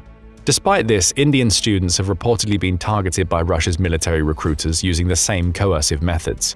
According to India's embassy in Russia, there are about 14,000 Indian nationals in Russia, with roughly 4,500 students enrolled in Russian higher educational institutions. This would not be a significant source of manpower for long, so Putin's regime seems to be getting even more creative in how it's luring additional Indians to fight in its ranks. At least 100 Indian soldiers have been documented fighting in the Russian army in Ukraine, but Putin's regime seems to want to increase this number, no matter how underhanded the methods. In early 2024, Indian authorities uncovered what they called a Russian human trafficking ring. The operation began with Russian recruiters offering young Indian men positions as helpers in the military establishment of Russia. If the Indian men accepted the offer, they would require training. Unfortunately for them, this training was the hardest form of training possible, being sent to the front. The Russian agents reportedly offered these men a monthly salary of around $1,800. Considering the average annual income in India is $2,390, this was an attractive idea. But there was a catch. The Indian men needed to pay the Russian agents about $3,600 to get started. Since this is a sum most Indians cannot afford, the men needed to get the money through a loan. Conveniently, they were then on the hook. Such tactics are common in human trafficking networks. Russian recruiters are reportedly using similar tactics in Nepal, the United Arab Emirates, and Sri Lanka. As of December 2023, at least 100 Nepali men were missing or injured in Russia, with 10 deaths confirmed and 4 confirmed prisoners. The Nepali authorities suspect that there were a lot more. It reached the point that the Nepali government had no choice but to deny permits to any of its citizens who wanted to pursue work in Ukraine or Russia. Why would the Kremlin go to such lengths to avoid mobilizing people from the main European heartland, especially in Moscow and St. Petersburg, to the point that it would even risk deteriorating the relationship with India, one of its most important post-invasion economic partners? Because all wars are political. Russia has a history of fighting costly wars. In World War I, the cost became so great that the country saw not one but 2 revolutions in a single year, which toppled 2 successive regimes. Putin is aware of this history. Putting more of the burden on the major Russian population centers risks him losing power. Ukrainian sources report that the Russian public is becoming increasingly frustrated about pro-war propaganda, particularly among families of wounded soldiers who see their loved ones being sent back to the front. According to some relatives of these troops, they are returned to the battlefield even when they are sick, have mental fatigue, or have suffered injuries that only recently healed. One mother of a mobilized soldier asked on Russian social media, what kind of stormtroopers would they be if they can't even carry a gun? These people are more likely to be informed of the real situation. Even allowing for some embellishment since the source was from Ukraine, it's easy to see why Putin cannot allow more influential people to see past his propaganda. It's fine for him if families from Siberia or the Caucasus say this. It isn't fine if these people are from Russia's major metropolitan areas. The propaganda also isn't fooling some other people. Russia's military bloggers have repeatedly expressed frustration that despite recent efforts, the size of the invasion force is not enough to conduct the level of offensive operations needed to secure a decisive victory in Ukraine. There are not enough people being mobilized or joining the ranks, despite increases in payments for those who sign military contracts within Russia and the efforts to get people to sign up from abroad. Russia is also losing men too quickly for the force to stabilize. President Zelensky said in a June interview that the Russians were suffering 6 casualties for every dead or wounded Ukrainian. These words should be taken with a grain of salt, since both sides have overestimated the casualties the other has taken in the war. Still, Russia has undoubtedly suffered disproportionately thanks to its poor handling of its military, and this poor handling is becoming increasingly difficult for Putin's regime to cover up, thanks to the depletion of available men from Siberia and the other poorer regions in the country. Perhaps the recent Russian drives are more a sign of desperation than anything else, with Putin trying to secure as much land and bargaining power as possible before the wheels come off the Russian war machine. In late 2023, the Estonian Ministry of Defense laid out a clear objective for the Ukrainians: kill or maim 100,000 Russians in 2024. Doing so, the Estonians said, would ensure a Russian defeat in 2025. Their math was based on Russia's ability to train about 260,000 troops every year. Losing so many men would force Russia to send units to the front with less training. These troops would, in turn, die faster, increasing the demand on the Russian system until it becomes overwhelmed. There is a political side to these calculations that the Estonians might not have emphasized as much as they should. By overwhelming Russia's preferred sources of manpower, Putin will then need to choose between getting the troops he needs to sustain his operations or potentially risk upsetting the people in Russia's elite cities by calling upon their as yet largely untapped reserve of manpower. This is why Putin is willing to go to such lengths to secure alternative sources of soldiers, and indeed, the recruitment of foreign troops puts a new item in this equation. By bringing foreign fighters into the war by inducement or coercion, Putin is hoping he can afford to suffer more losses in Ukraine while avoiding rocking the boat in Moscow and St. Petersburg. But what do you think? Will Russia's increasing use of foreign fighters throw a monkey wrench into the Estonians' calculations and prolong Putin's ability to continue the war while avoiding the backlash that would come with a full mobilization of the Russian population? Or do you think this too will fail, and Putin will eventually have no choice but to mobilize more people from Moscow and St. Petersburg in a desperate, high-risk gamble to win the war? After embarrassing itself on the Ukrainian battlefield for most of 2022 and 2023, Russia seemed to turn things around in the first few months of 2024, taking advantage of the fact that the $61 billion Ukrainian military aid package from the US was stalled in Congress. The country finally managed to regain battlefield initiative and capture some key territories. The Ukrainian stronghold of Avdiivka fell under Russian control. The villages of Semenivka, Pervomaiska, and Novobakhmutivka followed suit. After fierce battles raging around Chaziv Yar, a city pivotal for Russian advances in the Donetsk Oblast, Russia managed to capture parts of it. The Ukrainian forces started retreating from several areas of the Donbass after being badly outgunned and outmanned by their Russian foes. In other words, everything was falling into place for Russia. So you'd think that Russian President Vladimir Putin would be pretty confident and secure in his position, right? Wrong. It's quite the opposite, really. As July was nearing its end, Putin was in full panic mode. For the first time since the invasion of Ukraine started on February 24, 2022, one realization seems to have started settling in. Russia may have lost the war in Ukraine. But how did we get here? What caused Putin, a man known for his ruthless calculation and steely resolve, to face such crushing dread? And how did Russia go from seeming triumph to the precipice of defeat? We've got all the answers for you in this video. After hearing that Putin is in full panic mode, you might understandably ask a single question. How do you know that? After all, it's not like Putin is likely to broadcast his fears for the world to see. Well, the truth is that actions often speak louder than words. And even the words used often reek of desperation and fear, even though they're meant to project power. As hard as Russia is trying to keep this facade of strength, the cracks are beginning to show. So before examining what made Putin go into full panic mode, let's take a closer look at the key signs of his crumbling confidence. Putin's shocking cabinet reshuffle in May of 2024 was the first major sign that he felt his grip on power weakening. In a move that sent shockwaves around the globe, Putin replaced his long-standing Minister of Defense and longtime friend and close ally, Sergei Shoigu, with an economist with no military experience, Andrei Belousov. Now, for the most part, this move was seen as the most obvious sign that Russia was placing its economy on a war footing, preparing for a long war in Ukraine and beyond. But beneath the surface, this reshuffle signaled more than just an economic pivot. It signaled that Putin's worst fear, the rise of his Kremlin rivals, was potentially becoming a reality once again. And after the disastrous impact of Yevgeny Prigozhin's June 2023 rebellion, Putin couldn't take any chances. By removing Shoigu from his post, Putin effectively neutralized an ally who became a little too powerful for Putin's liking. Most Russians perceived Shoigu as a familiar and respected minister who had served Russia honorably for 12 years. Putin also believed this before the invasion of Ukraine, sharing quite a close and public friendship with Shoigu. But as the situation in Ukraine worsened, the Russian public had to bid farewell to the many macho photos of Putin and Shoigu sunbathing bare-chested in Siberia, going on fishing trips and playing hockey. The choice between friendship and power proved to be an easy one for Putin.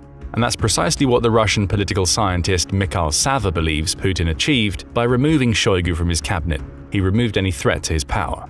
Shoigu's replacement, Belousov, described as a trustworthy bureaucrat, is only interested in economic matters. He has no ambitions to lead the Russian armed forces, build a parallel power base, or even meddle in important military issues. The general staff of the Russian armed forces will be in charge of those, while Belousov focuses on securing the necessary funding for Russia's war machine.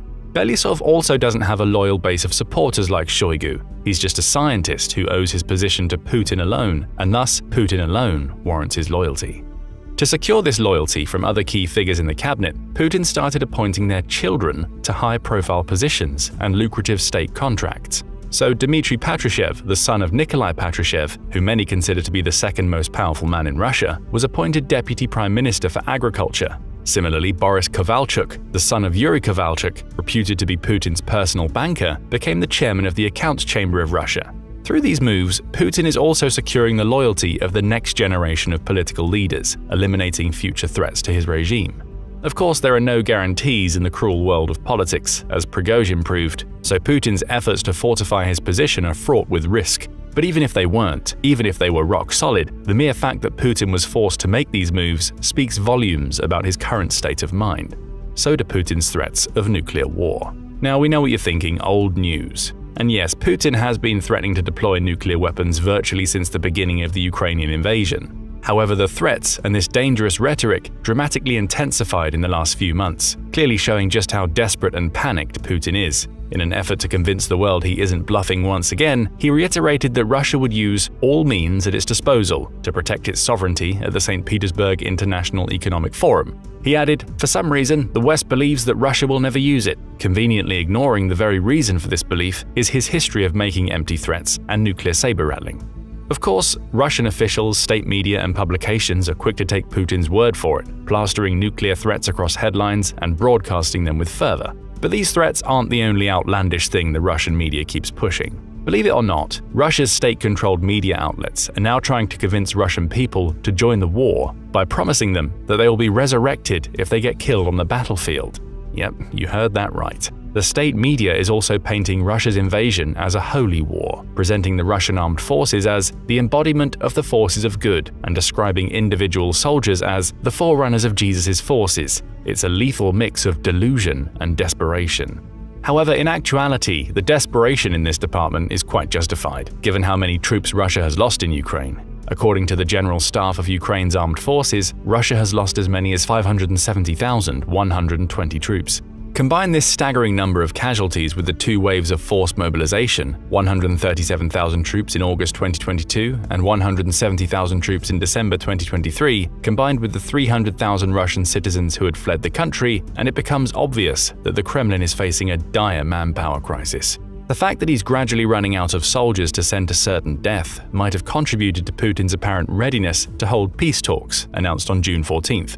While this would surely be monumental news coming from any other warring leader, in Putin's case it's tinged with skepticism, especially when the terms Putin proposes for this peace initiative heavily favor Russia's strategic interests rather than offering any genuine concessions. According to him, fighting would stop if Ukraine would withdraw its troops from the territories of Donetsk, Luhansk, Kherson, and Zaporizhia oblasts and refuse to join NATO. Ukraine, on its part, slammed this proposition as an ultimatum, labeling his options for ending the war as absurd. Dmytro Kuleba, Ukraine's Minister of Foreign Affairs, also added that these statements contained nothing new. But Minister Kuleba is wrong. There is something new in Putin's June 14th statement, a hint of desperation. Dutch Prime Minister Mark Rutte was the first to point this out publicly. During the Global Peace Summit in Switzerland, Rutte said that Putin's alleged readiness to hold peace talks indicates that he's panicking. His exact words were, "Obviously, since he came up with this crazy proposal for peace yesterday, it shows us that he's panicking." However, Rutte still seems to believe peace is possible for the war in Ukraine and that it could be achieved at a similar summit. In fact, the Dutch official voiced his disappointment over Putin not attending the June 2024 summit in Switzerland, saying, "The train will not move without Russia." To be fair, Russia and Putin weren't invited to attend the Global Peace Summit, which ended up hosting about 100 delegations with 57 heads of state and governments from all over the world. However, the reason why Russia wasn't invited was the country's public flagging that it would not participate. But even if it did, it would hardly change anything. Putin needs the war in Ukraine to continue for his regime to survive. If the war comes to an end, regardless of the side that prevails, he will be left to grapple with the disastrous consequences of his war economy that Russians will no longer be able to ignore. Then again, Russians are already starting to catch on, despite the relentless propaganda keeping them in the dark. And they have a single item to thank, the first reason on our list for Putin to panic: eggs. That's right, eggs have come to symbolize the economic turmoil in Russia. They've become so expensive that they're even sold individually in some shops, going for as high as 23 cents an egg. Of course, they aren't alone, with numerous other basic ingredients soaring in price due to massive labor market shortages, high energy costs, and the plunging ruble. The situation has gotten so dire that Putin fears Russians might take to the streets to protest. This is also the first of many occurrences that set off Putin's panic mode, which we'll discuss in this video. In the same way Putin fears the rise of Kremlin rivals, he also fears the power of public unrest. That's why his regime ordered the Russian security services to take action and finally address the shocking prices and shortage of eggs and other staples. Russia is even resorting to importing eggs from Turkey and Azerbaijan to fill the gap, a stark contrast to the 98% of nationally sourced eggs before the war. Of course, eggs are far from the only reason why Putin is in full panic mode, and far from the most crucial one. That honor belongs to the second reason on our list, which is that Ukraine is now allowed to use Western-supplied weapons to strike targets on Russian soil. This monumental decision came in May 2024, when ally after ally started giving Ukraine the green light on the matter, instantly sending Putin into full panic mode. You see, before May, Ukraine was only allowed to use Western-supplied weapons on Russian targets within Ukrainian territory, that is, the parts occupied by Russia. This allowed Russia to wreak havoc all across Ukraine, while Ukraine was only allowed to respond within the confines of its own borders. With this new change of policy, Ukraine can use a wide variety of advanced weaponry to strike Russian targets beyond the occupied Ukrainian regions. However, there's also a major but involved. Ukraine can target Russian territory, but only within specific areas and military targets. For instance, the Russian armed forces launched a massive offensive in the Kharkiv region on May 10th, so the US allowed Ukraine to hit the Russian targets surrounding this border region, which were heavily involved in carrying out this offensive. Other countries like France, Germany, and the UK followed suit, allowing Ukraine to do the same with the weapons they supplied. But what kinds of weapons are we talking about here? Well, Ukraine can use most of its air defense systems, rockets, and artillery. Long-range missiles are still off limits, but this new policy shift opens up a range of high-impact options. To be more specific, Ukraine can now use the following weapons and equipment to strike predefined targets in Russia: the F-16 Fighting Falcon fighter jet supplied by the Netherlands and Denmark, Su-25 close air support jets donated by Northern Macedonia, Scalp Egg air-launched cruise missiles supplied by France, Storm Shadow air-launched cruise missiles delivered by the UK, the Bayraktar TB2 unmanned combat aerial vehicles provided by Turkey, and HIMARS and ATACMS missiles supplied by Germany, the US, UK, and Norway. Of course, the permission to use these weapons on Russian soil alone is by no means enough for Ukraine to win the war. However, it's more than enough to finally shift the balance of power and give Russia the taste of its own medicine. As an anonymous senior Ukrainian officer put it in a call with CNN, the Russian military can no longer feel impunity and security. The newly granted permission has already had a huge impact, allowing Ukraine to destroy several important targets inside Russia and conduct a successful counteroffensive. It's also stopped Russia from targeting the Kharkiv region with its S-300 and S-400 systems. How so? Ukraine started carrying out strikes on targets in the Belgorod region using the HIMARS missiles, which forced the Russians to move their surface-to-air missile systems much further away, putting ground targets in Kharkiv out of their range, that range being 75 miles for the S-300 system and 120 miles for its S-400 counterparts. As for the aerial targets like aircraft and missiles, both systems have an operational range of 250 miles. When struck by Ukrainian HIMARS, these systems were located roughly 40 miles from the front line in the Kharkiv region and 50 miles from the city of Kharkiv itself. Safeguarding Kharkiv from the S-300 threat has provided significant relief to the city of Kharkiv, which is also targeted by aerial glide bombs dropped from fighter jets from a distance of some 40 miles. However, there's one particular target that seems to be inducing the most panic in the Kremlin: the Crimean Bridge. As its name suggests, the 12-mile bridge is located on the Crimean Peninsula and serves as a crucial artery connecting the peninsula to mainland Russia. Since its construction in 2018, this bridge, also known as the Kerch Strait Bridge, has facilitated the movement of Russian troops, supplies, and resources between the peninsula and the mainland. However, the bridge has also served as a symbol of Russian control and a testament to Moscow's claims over Crimea, which makes it one of the prime targets for Ukrainian forces. So far, Ukraine has managed to hit the bridge twice, in October 2022 and July 2023. Both times, strike drones were involved in the attack. While these strikes managed to badly damage parts of the bridge, they failed to achieve Ukraine's ultimate goal, completely severing Russia's crucial supply line to Crimea. But the newly delivered ATACMS, a coveted long-range missile system manufactured in the US with a range of up to 190 miles, could change this. That's why the renewed flow of military aid from the US to Ukraine is another source of panic for Putin and the Kremlin, the third on our list. But how do we know Ukraine is eyeing the Crimean Bridge? Well, besides the obvious strategic value of this bridge, a senior Ukrainian diplomat has also dropped a major hint. In a post shared to X, formerly Twitter, Sergei Kyslytsya, Ukraine's permanent representative in the United Nations, listed 6 main types of bridges. Each of the types was accompanied by a diagram showing what the bridge type looks like. But in the 6th slot, there weren't any bridges, just an empty space with the words Kerch. For those who can read between the lines, the message was more than clear. The Kerch Bridge will be no more. The 4th reason for Putin's justified panic is the overall change in how the West approaches the war. For the better part of almost 30 months of warfare, the US and Western allies weren't going all in to help Ukraine. First, the West was wary of provoking Russia too much, fearing the escalation that might ensue. It's almost as if Ukraine wasn't allowed to win the war because of what a Russian loss might mean for the rest of Europe. Next, the West was seemingly hoping Putin would stop at some point, realizing that his aggressive expansionism would ultimately be unsustainable and self-defeating. This is also partially why the US waited for so long before greenlighting the use of its weapons inside Russia.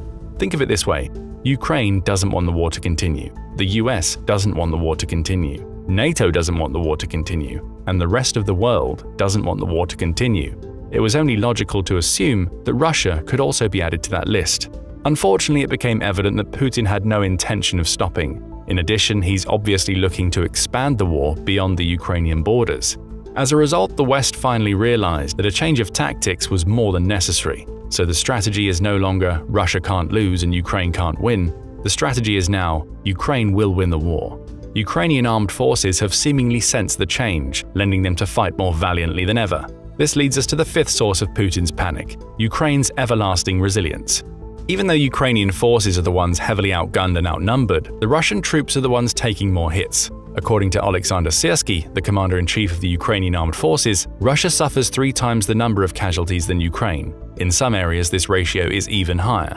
Russia has also suffered heavy equipment losses since the beginning of the invasion. According to the July 24th report from the General Staff of Ukraine's armed forces, Russia has lost the following equipment in the war: 8,302 tanks, 16,013 armored fighting vehicles, 21,279 vehicles and fuel tanks, 15,759 artillery systems, 1,125 multiple launch rocket systems, 902 air defense systems, 363 airplanes, 326 helicopters, 12,544 drones, 28 ships and boats, 1 submarine.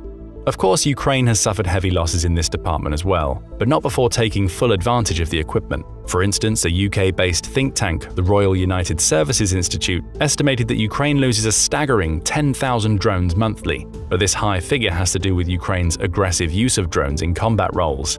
Simply put, Ukrainian drones have been wreaking havoc on Russia. They are the reason the Black Sea Fleet has all but retreated from Crimea, despite standing against a country that has virtually no navy. Ukraine has also been using drones to sow panic and fear across Russia, wiping out major targets in the process. The targets in question are mostly air bases, oil depots, and industrial sites. In other words, locations whose destruction can disrupt Putin's relentless war machine. In one of the latest attacks, 47 drones targeted the Rostov region, badly damaging the Morozovsk airbase, home to various Russian fighter jets, including Su-34s, Su-24s, and Su-24Ms. The 5 areas that were hit were the location of an S-300-400 air defense system, the parking area of an Su-24 fighter jet, another parking area for fighter jets, a fuel and lubricants warehouse, and the runway. With strategic moves aimed at appeasing the people of Russia and its government, it's clear that Ukraine remains the biggest threat to the survival of Putin's regime. After all, we're talking about a man who takes out his opponents almost preemptively before they get a real chance to threaten his grip on power. Think Boris Nemtsov and Alexei Navalny. So the fact that this great enemy of Russia, Ukraine, just won't relent and continues to challenge his authority is a source of profound anxiety for Putin. The same goes for his many miscalculations in the war in Ukraine, the sixth source of panic. Remember, the very invasion of Ukraine was launched based on a miscalculation. Putin's yes men promised him that he could take Kyiv in 3 days or so after swarming it with 190,000 troops and tens of thousands of vehicles. Of course, this didn't happen. Kyiv is still very much standing. Since the beginning of the invasion, there has been one miscalculation after another, and even Putin, despite his usual arrogance, can't ignore the mounting evidence of his errors. Speaking of his miscalculations, another international one is sure to make Putin sweat: Joe Biden dropping out of the 2024 US presidential race. You see, Putin was all but convinced that Donald Trump would get re-elected in November, as his opponent was widely painted as an old and sickly man who can't be trusted to lead the most powerful nation in the world. Of course, this worked in Putin's favor, as Trump famously promised to shake up NATO, even threatening to pull the US from the alliance altogether. With a weakened NATO, Putin would have little trouble advancing his strategic ambitions, both in Ukraine and beyond. But Putin's dreams of an easy path to victory were shattered on July 21, 2024, when it was announced that Biden would no longer run for re-election and that he endorsed his vice president, Kamala Harris, as his replacement. The news stirred up quite the commotion in the US and the rest of the world, Russia very much included.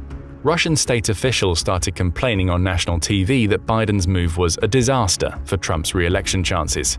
As Oleg Matveyev, a member of the State Duma, put it, previously, Trump could easily attack Biden's health. Now he has nothing left to attack. He added that Trump's campaign switched to attacking Harris, but nothing new will stick to her. Of course, the US presidential race is far from over, but it's easy to see why Putin and those around him are panicking. If elected, Harris's policy toward Ukraine is likely to remain similar to Biden's, which means support for as long as it takes. Harris has previously attended 3 consecutive Munich security conferences, meeting with Ukraine's President Volodymyr Zelensky at each. Though her first appearance was 5 days before the full-scale invasion started, Harris used the other 2 meetings with Zelensky to reiterate US support for Ukraine. Harris has also continuously reiterated that Russia must pay for its war crimes, which shouldn't be surprising, given her background as Attorney General. She also insists that the only way for the war in Ukraine to end is with Ukraine as a nation that is free, democratic, and independent.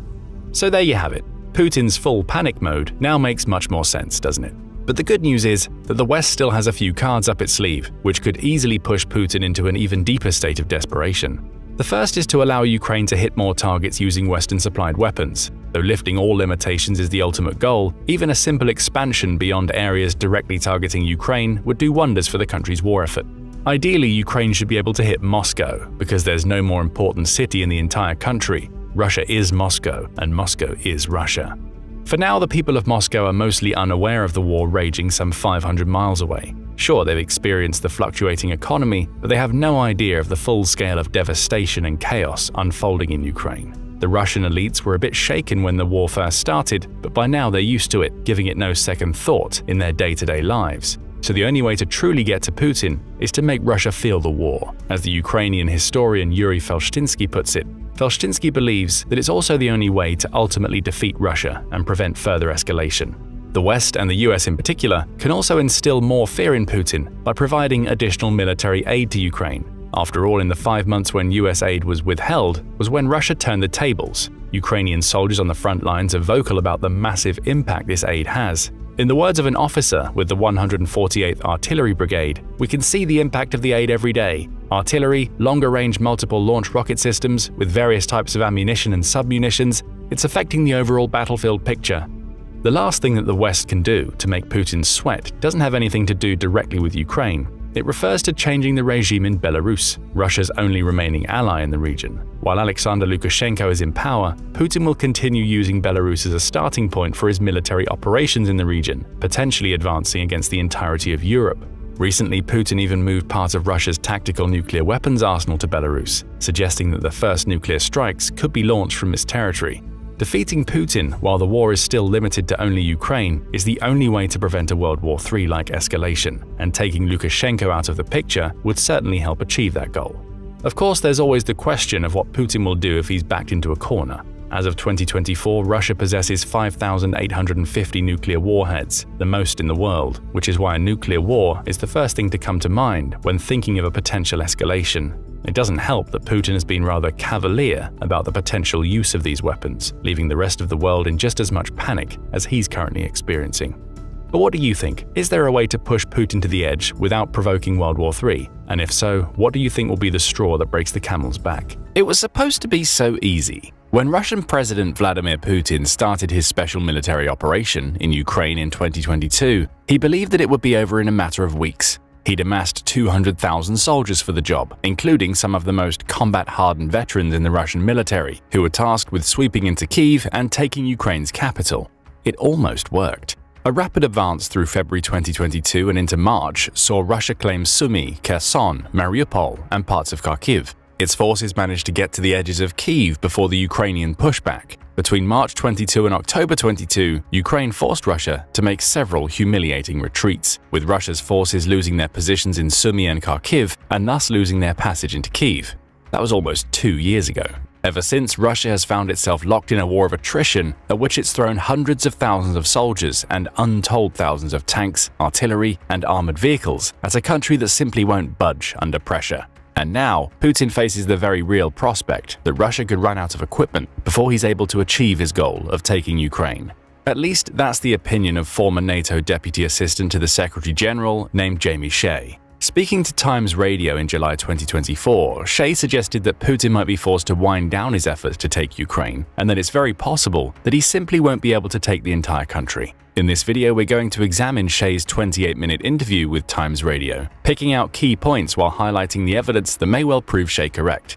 Shea starts the interview by highlighting how the war doesn't look great for Ukraine right now. He points out that the failure of Ukraine's counteroffensive in 2023 took a toll on the country's military. That counteroffensive, which ran from the summer of 2023 through to the beginning of November, had the goal of breaching the war's front lines, allowing Ukraine's forces to break back into territory that Russia had taken since February 2022. Donetsk and Zaporizhia were specific targets, with Ukraine managing to capture 14 villages in those regions.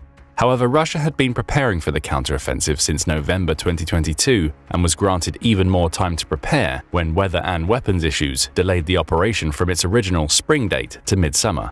That time gave Russia a chance to fortify, meaning it was able to mostly hold the front lines. By November 2023, Ukrainian General Valery Zaluzhny was saying that the war was a stalemate, which essentially amounted to an acknowledgement that the counteroffensive had failed. Shea claims that this failed counteroffensive, combined with America's 6-month delay in approving the $61 billion in military aid that Ukraine badly needed, has allowed Russia to make some significant gains during the first half of 2024. The Russians have been pushing, though thus far not decisively. They haven't managed to capture Kharkiv in the north, although they've shelled the city and destroyed a lot of buildings, Shea told The Times.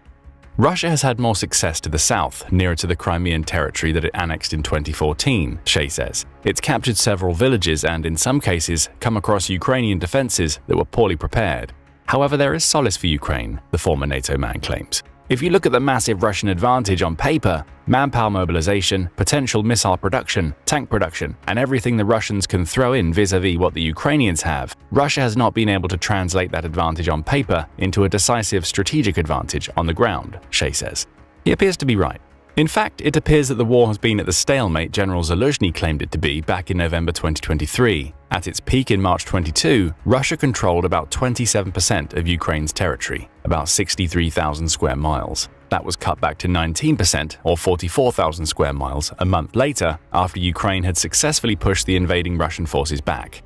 Since then, and even during Ukraine's counteroffensive, the percentage has hovered around the 20% mark. Some of the most recent figures unveiled by the Center for Preventative Action in May 2024 claim that Russia now controls 18% of Ukraine, amounting to 42,000 square miles. In short, it spent 2 years trying to flex its military muscle, only to have made no real progress in terms of territory gained. Based on this, Shea says there are now 2 keys to Ukraine's ability to potentially push Russia back. First, the flow of weapons into Ukraine. Shea points out that artillery is the key here, explaining that it's responsible for about 80% of the soldiers' deaths on both sides. Consistency in getting hold of that artillery will help Ukraine to repel Russia further. Thankfully for Ukraine, several nations have committed to providing military aid over the long term to resolve this consistency challenge. The UK, for instance, has pledged to give Ukraine $3 billion per year in military aid for as long as it takes, according to a July 2024 report in The Guardian. Second, Ukraine faces a manpower shortage. Shea highlights that the country is already trying to counteract this problem by introducing a new conscription law, which requires all Ukrainian men aged between 18 and 60 to register with the country's military. Only those aged 25 and over can be mobilized, a lowering of the previous minimum age of 27. But it's clear that Ukraine needs to raise a new army, according to Shea. The first army is tired, and many of the soldiers have been killed or wounded, he says. Raising that second army is going to be a key challenge for Ukraine, Shea adds, because the second generation of soldiers it'll recruit will likely need more training and be less motivated to fight than those who are in Ukraine's initial army. By this point, you may be wondering what any of this has to do with Russia running out of equipment. If anything, these figures show that Ukraine has both equipment and manpower issues that it needs to handle. That's certainly the case according to Shea. But Russia has its weaknesses in these areas as well. Shea points out that Russia began the war with enormous stockpiles of old Soviet-era equipment. Weapons, tanks, and artillery, much of which had been mothballed for decades, were at Russia's disposal. On top of that, Shea says, Russia has been firing missiles into Ukrainian towns and cities every night, sending drones into Ukraine and essentially bombarding the country constantly. That's created a problem. A lot of these things have been used up, according to Shea. The numbers seem to back this assertion. In a July 2024 piece, The Economist claimed that Russia had lost around 3,000 tanks and 5,000 other armored vehicles during the first year of the war. These appear to be conservative estimates. Ukraine's Ministry of Finance puts the numbers at 8,399 tanks and 16,203 armored vehicles. The real numbers likely lie somewhere in the middle. Either way, they amount to massive losses for Russia, with many of these tanks and vehicles having been pulled from Soviet-era stockpiles. What's the result of these losses? Shea points out that Russia has had to go to other countries to replenish its stocks. You've seen Putin have to go to North Korea, having to go to China and to Iran, all to get these things on international markets. Again, we've seen this happening throughout the war. Most recently, Russia has signed a mutual defense pact with North Korea, which sees each nation promising to come to the other's defense if they're attacked.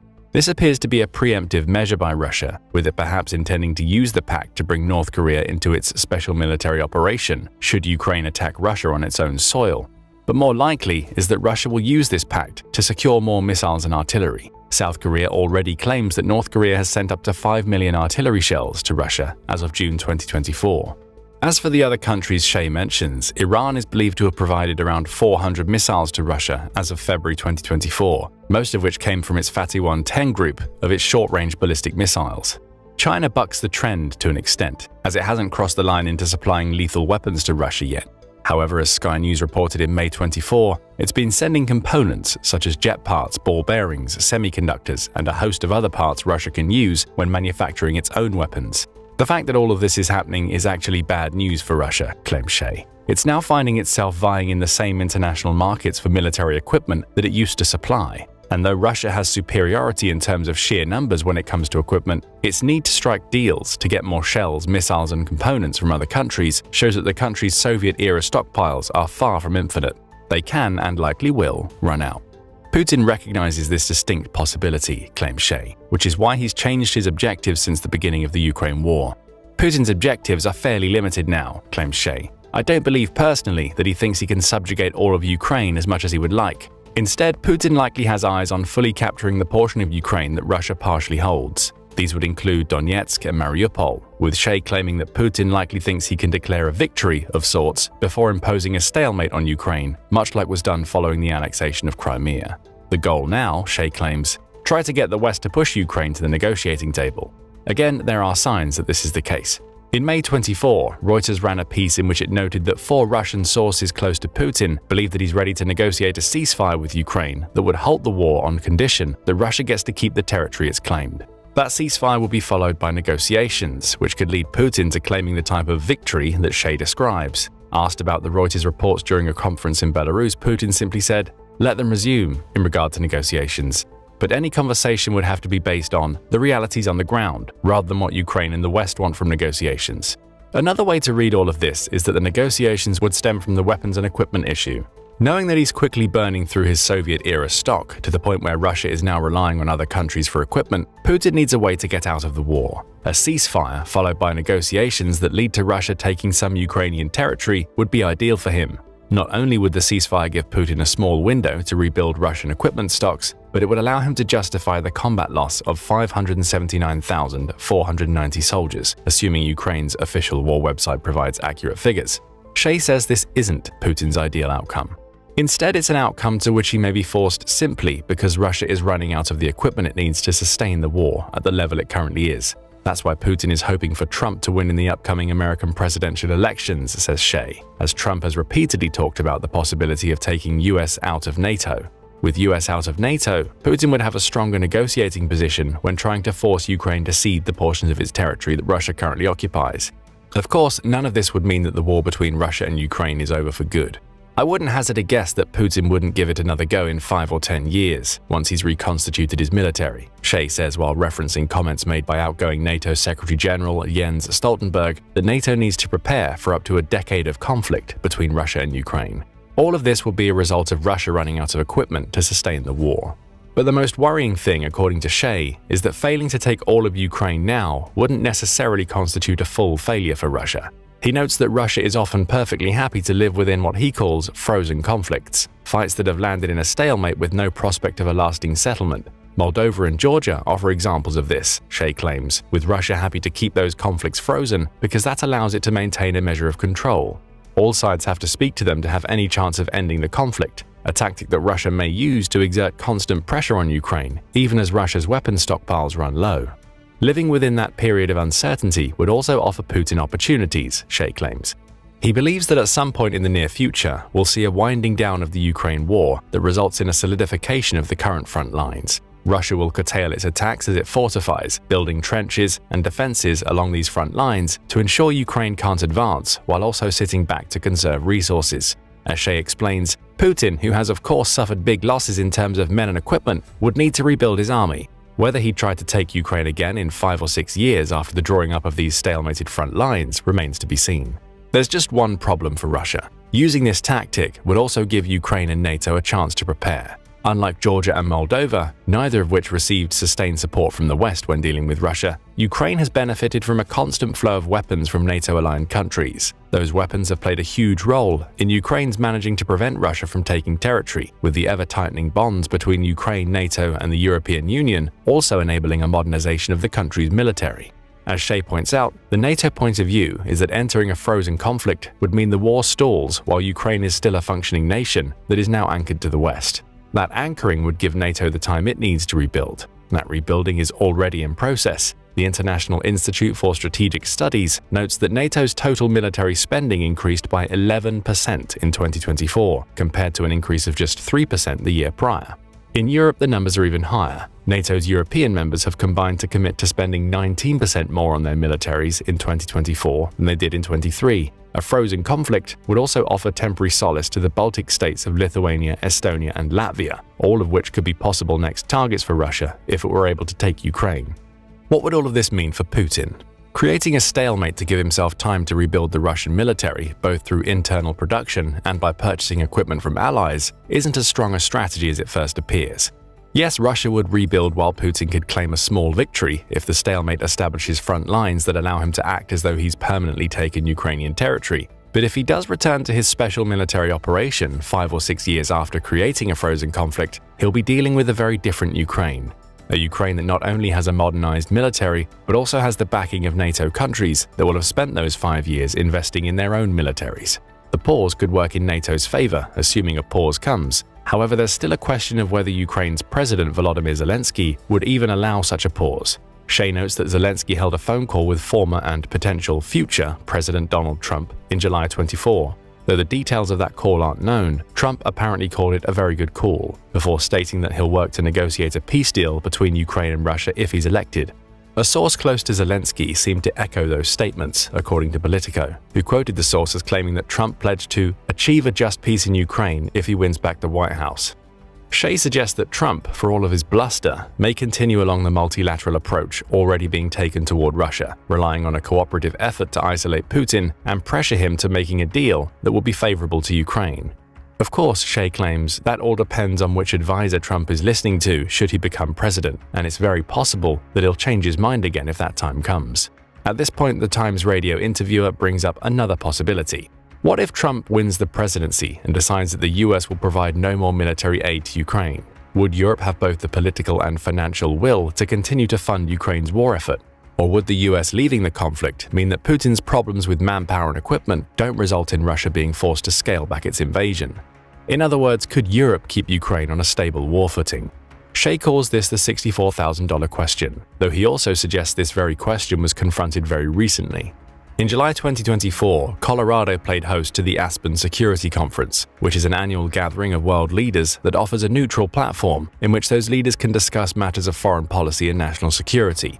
The issue of the US withdrawing aid was raised during that conference, with the US Secretary of State Antony Blinken fielding the question. Blinken pointed out that 23 countries have signed bilateral security agreements with Ukraine that, in many cases, promise ongoing aid for periods of up to 10 years.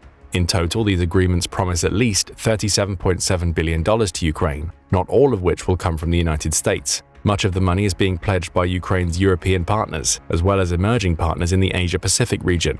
Japan, for instance, has recently promised $12 billion in financial aid to Ukraine, with debate still raging in the country over whether it should supplement this with military aid. Blinken highlighted these agreements, noting that even if the US drops out, Ukraine still has 22 partners providing money and military support to help keep it stocked so it can slowly whittle away at Russia's already declining equipment levels. Shea notes these comments are somewhat disingenuous. Though Blinken is right that these agreements exist, he also notes, the Council on Foreign Relations in New York calculates that America's contributions total about $107 billion thus far. While that is actually less than the amount that's been provided by EU nations, particularly when taking financial aid into account along with military aid, it's still a very significant portion of the money Ukraine has received. A portion that Ukraine can't afford to lose. The loss of the US would also cause issues elsewhere. For instance, Shea notes that NATO is relying on American bases, such as those in Germany, to serve as locations where it can provide training to Ukrainian troops. Would the US withdrawing its financial support extend to it also preventing Ukraine from using these bases? That's a question that will go unanswered unless a situation arises. But if it did happen, European NATO members would find it difficult to replace all of the logistical advantages that come from America contributing to Ukraine, even when taking the money out of the equation. The conclusion appears to be that the US is still vital in helping Ukraine to fend off Russia. Without American support, Ukraine loses tens of billions of dollars in weaponry and perhaps just as damaging, possibly loses access to the training it needs to use the American weapons systems it's receiving from its European allies. All of that would play right into Putin's hands. Ukraine losing support from the US means that Putin can slow down his invasion without fully stopping it, freeze the conflict on the front lines to rebuild his army, knowing that Ukraine will struggle to rebuild its military due to the loss of support. Of course, this is all speculative. The US has made no announcements about withdrawing support, and Blinken was likely discussing the possibility based on Trump winning the presidency. Right now, Ukraine is getting enough support to keep plugging away at Russia's ever-declining equipment numbers. Assuming that continues, there's only one real result for Russia, Shea claims. It will be seen as less of a threat as the war in Ukraine continues. That perception doesn't just stem from Russia running out of equipment and losing enormous amounts of manpower. It also comes from the fact that Putin has been quick to throw threats toward countries that aid Ukraine, but as of the creation of this script, hasn't followed through on a single one of them. In June 2022, he was threatening Sweden and Finland with war if either nation allowed NATO to install infrastructure in their countries. Both are now members of NATO, and Putin hasn't done a thing. Almost 2 years later, Putin was threatening the UK, following remarks by former Home Secretary David Cameron, suggesting that Ukraine could use any weapons the UK provides how it sees fit. That includes using them on Russian territory. Again, no follow-through from Putin. This constant pattern of unfulfilled threats, combined with Russia's litany of equipment issues, has only raised Western confidence in the idea that Putin isn't strong enough to declare war on the rest of Europe. In fact, Russia may be so weak that it can't sustain the war in Ukraine for as long as Putin needs to finally take the country. This has resulted in the West growing increasingly confident in crossing the red lines, with each of those lines being an action that many believe would escalate tensions between Russia and the West. As Shea points out, the US and Europe imposed many of these red lines themselves during the beginning of the Ukraine war, and both have since crossed several of them. In the beginning, it was just helmets, no lethal weapons, says Shea. Then it was no tanks. The UK became the first to supply tanks. Then it was no long-range artillery. Then it was never to F-16s. One by one, our self-imposed red lines have been crossed, and we see that, ultimately, Putin is not going to launch a war against the West. The West has slowly realized that it has more scope for risk than it believed at the beginning of the war. That has resulted in Ukraine receiving increasingly higher amounts of military aid, as well as getting permission to use the weapons it receives to attack Russia in its own territory. Why does all of this matter in the context of Russia's problem with manpower and equipment? The threats it has levied to the West, which it's already failed to follow through upon, only get weaker as it burns through its Soviet-era stockpiles while fighting Ukraine. All the while, Ukraine is receiving influxes of equipment from its Western allies, allowing it to restock as Russia goes scrambling to the few allies it has to replenish. So where does all of this leave Putin?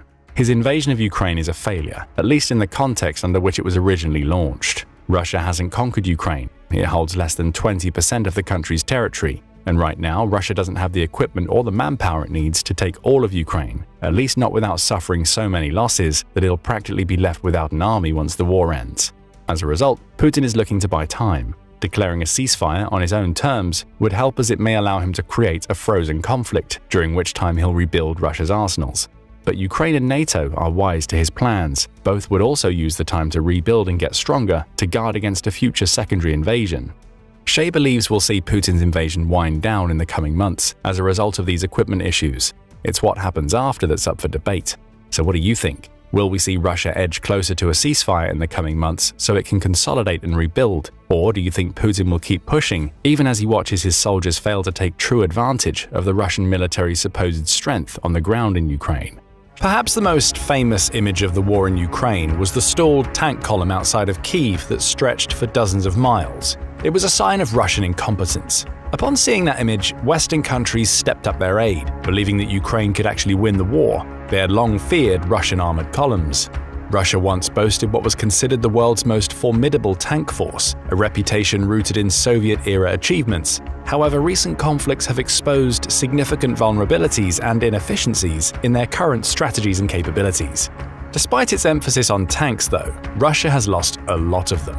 Between February 24, 2022 and July 6, 2024, at least 3,197 Russian tanks became casualties. Of these, 2,153 were destroyed, a destruction rate of almost 68%. 355 other tanks were abandoned and 952 were captured. Only 158 were damaged, so Russia can expect to see over 13 times as many tanks totaled as it can expect to salvage after a firefight. These losses are likely understated. The depletion of so many tanks raises an interesting question. How many of them can Russia afford to lose, and why do the losses remain so high? In this video, we'll look at why Russia is actually at risk of running out of tanks and how this will affect its war effort. For now, Russian industry looks like it's keeping up with demand, emphasis on the word looks. Despite optimistic claims from the UK Ministry of Defence and Russian officials about producing 100 main battle tanks per month, these figures are increasingly questionable. Western sanctions and reliance on outdated technology significantly hinder Russia's actual production capabilities. Sergei Chemezov, head of the important Rostec arms-producing corporation, said that Russia had increased its tank production sevenfold in 2023. Viktor Murakovsky, a military analyst of some clout in Russia, claimed that his country's industry supplied 2,100 tanks to the military in 2023. Former President Dmitry Medvedev and current chairman of the Security Council of Russia, the body responsible for national security and strategic affairs, claimed that the country's industrial base could produce 1,500 main battle tanks per year. However, there were a lot of asterisks beneath these numbers. 840 of the vehicles supposedly manufactured were really just taken from storage and counted as new productions. Some of these were T-72 and T-80 type tanks. However, many of them were the archaic T-62 and T-54-55 tanks that had long been retired before the current conflict. Satellite images of Russian storage sites, including some in remote Siberia, show steady removal of the archaic tanks over the course of the war at a rate of dozens per month. These are given some updates and then sent to the front, where they can't be expected to survive long. Experts at the Swedish Defence Research Agency were far less optimistic than the Russians and even the UK's defence ministry. They estimated that Russian industry was only capable of producing a much more modest 520 new tanks per year. 124 of these were T-90 variants, 80 were T-80 BVM tanks, and 140 were T-72 variants. Russia still has thousands of tanks in service, but at the rate the Ukrainians are destroying them, 520 new tanks per year is not enough to keep up with current wartime demands. Ukrainian troops are simply destroying them too fast. The numbers might be grimmer than this. Russia has only one tank manufacturer, the Uralgovonzavod company located in Nizhny Tagil in Sverdlovsk Oblast. Ukrainian sources said that this company could produce 20 new tanks per month as of March 2023, which would be less than half of the Swedish estimate on production rates. Even allowing for an increase in production since then, as the Russian economy further shifted to a wartime footing, it would still not be enough to meet demand. Russia's poor use of its tanks on the battlefield contribute to the invaders' armored woes. Russian doctrine has long used tanks inefficiently. Instead of combining arms and supporting tank movements with dismounted infantry, Russian doctrine emphasizes assaulting positions with large waves of armored units in the hopes of puncturing through the enemy line, in a way that can be exploited through sustained movement, capable of reaching operational objectives hundreds of kilometers in the enemy rear. This is called deep battle, and it sounds good. However, deceiving the enemy about the location of the assault and flawless logistical support is necessary to carry out this doctrine effectively. Even when it works, as it did in World War II, these assaults tend to be costly. The Soviet Union suffered far more severe casualties than Nazi Germany, even when it was at the height of its effectiveness. At the Battle of Kursk in 1943, for example, the Nazis suffered 280 tanks destroyed and 1,310 damaged tanks. The Soviets saw the destruction of between 1,600 and 1,900 tanks. When deep battle fails, it produces even more lopsided losses. Operation Mars in December 1942 might be the best example. Sometimes called Zhukov's greatest defeat, the Soviets suffered between 215,000 and 335,000 total casualties, with perhaps 100,000 deaths. The Germans suffered about 53,500 total casualties. The Soviet Union and later Russia learned nothing from this experience. Its victory in World War II elevated the hype around the deep battle doctrine, despite ample evidence that it wasn't the most cost-effective. With Russia's poor logistics and many intelligence failures, the Kremlin was asking for trouble it never knew it would have in Ukraine. It simply lacked the necessary underpinnings to carry out its tank doctrine effectively. Russia's tank losses also come from a failure to anticipate new changes in technology. It often fails to camouflage its tanks properly. Because of this failure and the size and slow movement of its armored assaults, Russian tanks have proven enticing targets for Ukrainian drones. At the start of the war, Ukraine used expensive, high-flying drones like Turkey's Bayraktar TB2. However, Russia's fortunes faded further when Ukrainian drone pilots found their enemies' tanks to be perfect prey for small first-person view drones too. Unlike the Bayraktar, these drones cost between a few hundred and a few $1,000s, yet the Ukrainians have equipped these drones with weapons that can destroy Russian main battle tanks that have price tags of millions of dollars. Russian tanks were among the first targets of Ukraine's FPV drone pilots. Western tanks may have been more survivable against these attacks, but because Russian tanks do not store their ammunition in sealed compartments, damage to the main body risks creating a chain reaction that results in their turrets being blown off, the infamous jack-in-the-box explosions. Of the 12,500 tanks in Russia's pre-war tank fleet, only about 2,600 were main battle tanks. Even fewer of them, a quarter of the 2,600, were truly modern tanks with proper fire control systems that could meet contemporary standards. Of the 3,187 Russian tanks that have become casualties since the start of the fighting, at least 2,547 are T-72, T-80 or T-90 varieties. That's nearly as much as the entire Russian main battle tank fleet before the war started. As of May 2024, Russia was losing tanks at a rate of around 100 per month, but there are some particularly bad days. Oryx documented 13 tanks destroyed or damaged between July 5th and 6th, 2024 alone. Russia's poor use of its tanks and Ukraine's drone tactics, with the able assistance of man-portable anti-tank weapons like the Javelin and NLAW, are creating an unsustainable situation. If Russia continues to lose 60 tanks per month and production rates continue as they are, the number of serviceable units in its fleet will drop below 1,000 2 years from now. As a result, it will lack the armored units needed to meaningfully puncture Ukraine's defensive lines. Despite claims to the contrary, tanks are not obsolete. They're capable of creating forward momentum on the ground in a way that no other arm is. Russia's effective tank fleet dropping below 1,000 will mean any offensives it takes from that point onward will be even more limited in scale and costlier than its current situation. Russia also faces another problem. The replacement tanks it's building aren't up to the same standards as the tanks it had before the war and lost. Western sanctions have made it more difficult for Russian industry to get the components it needs to make the tanks that have the same level of quality. Chinese parts have replaced the Western ones Russia once imported.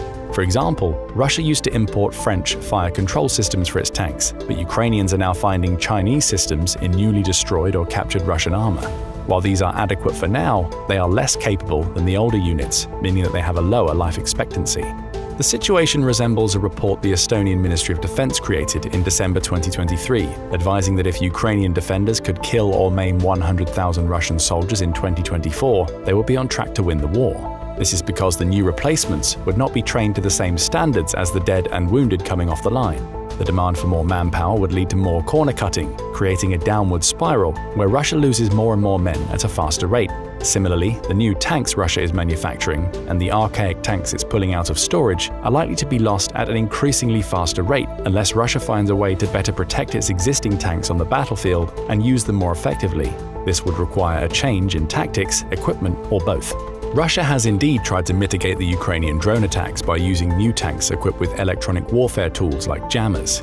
Such jammers interfere with drone signals and make them lose the ability to communicate with their human operators. With such links broken, the drones are forced to the ground or to return to their bases. There are ways around this, as skilled drone operators can set their desired targets as the bases that their weapons are programmed to return to, but the importance of electronic warfare to counter small drones has increased dramatically in the past year.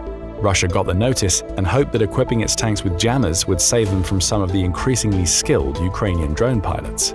These new T-72 variant tanks began to appear on the battlefield last year, with Ukrainian soldiers nicknaming the new model the Tsar EW, Electronic Warfare Tank.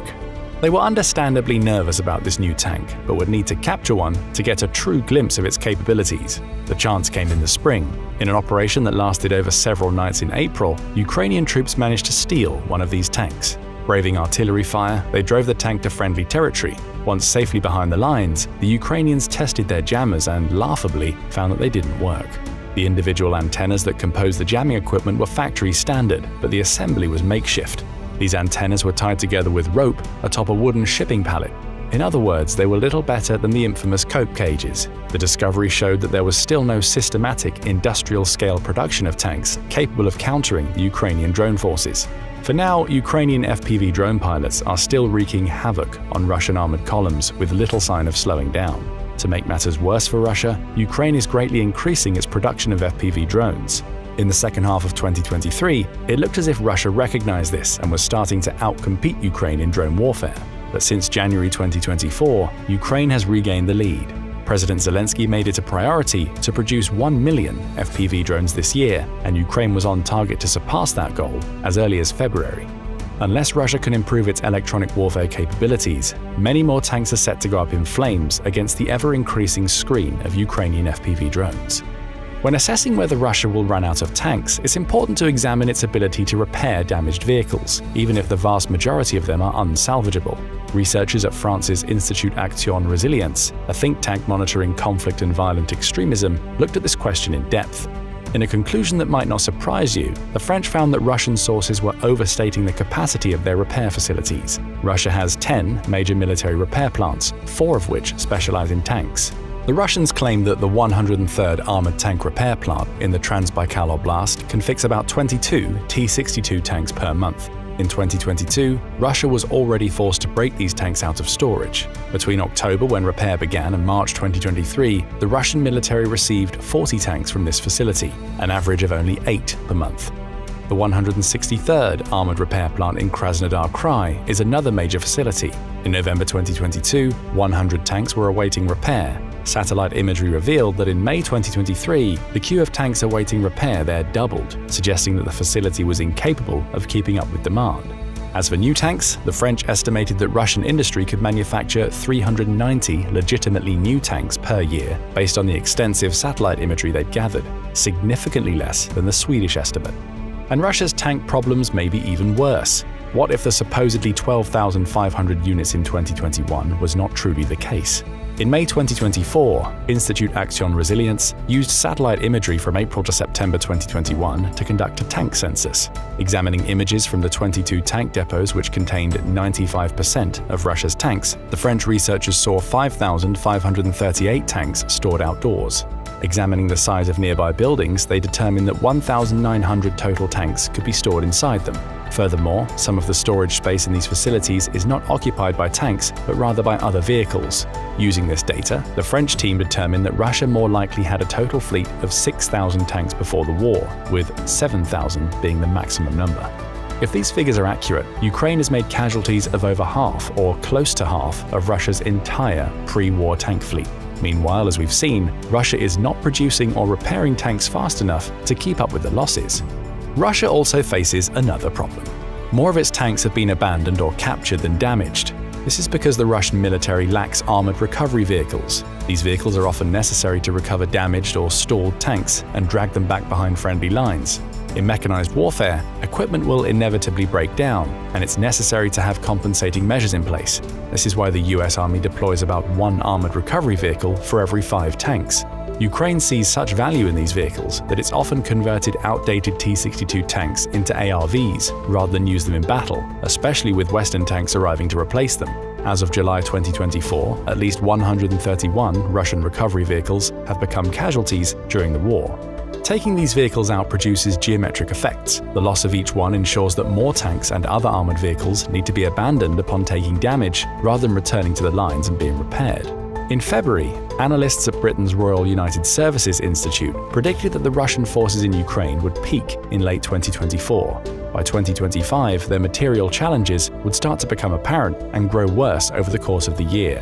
The Kremlin believes it can sustain current attrition rates throughout 2025. However, in 2026, RUSI estimates that Russia will have exhausted most of its armored reserves. Like other sources, RUSI concluded that 80% of the supposedly new Russian armored assets are, in fact, refurbishments of pre-existing stock accumulated during the Cold War. This means that if Ukraine can destroy 1,500 tanks per year and 3,000 other vehicles, Russia will likely be unable to supply its forces with sufficient mechanized units at its present industrial capacity. Beyond 2026, Russia will simply not have the material it needs to accomplish its strategic objectives, which will still include the annexation of Ukraine's eastern territories, Kharkiv and Odessa, the placement of a suitably pro-Russian leader in Kyiv, and a guarantee that Ukraine will never join NATO. Russia's only concession is that the rump Ukrainian state will be permitted to join the European Union. Russia still believes it has the offensive ability to demand such terms.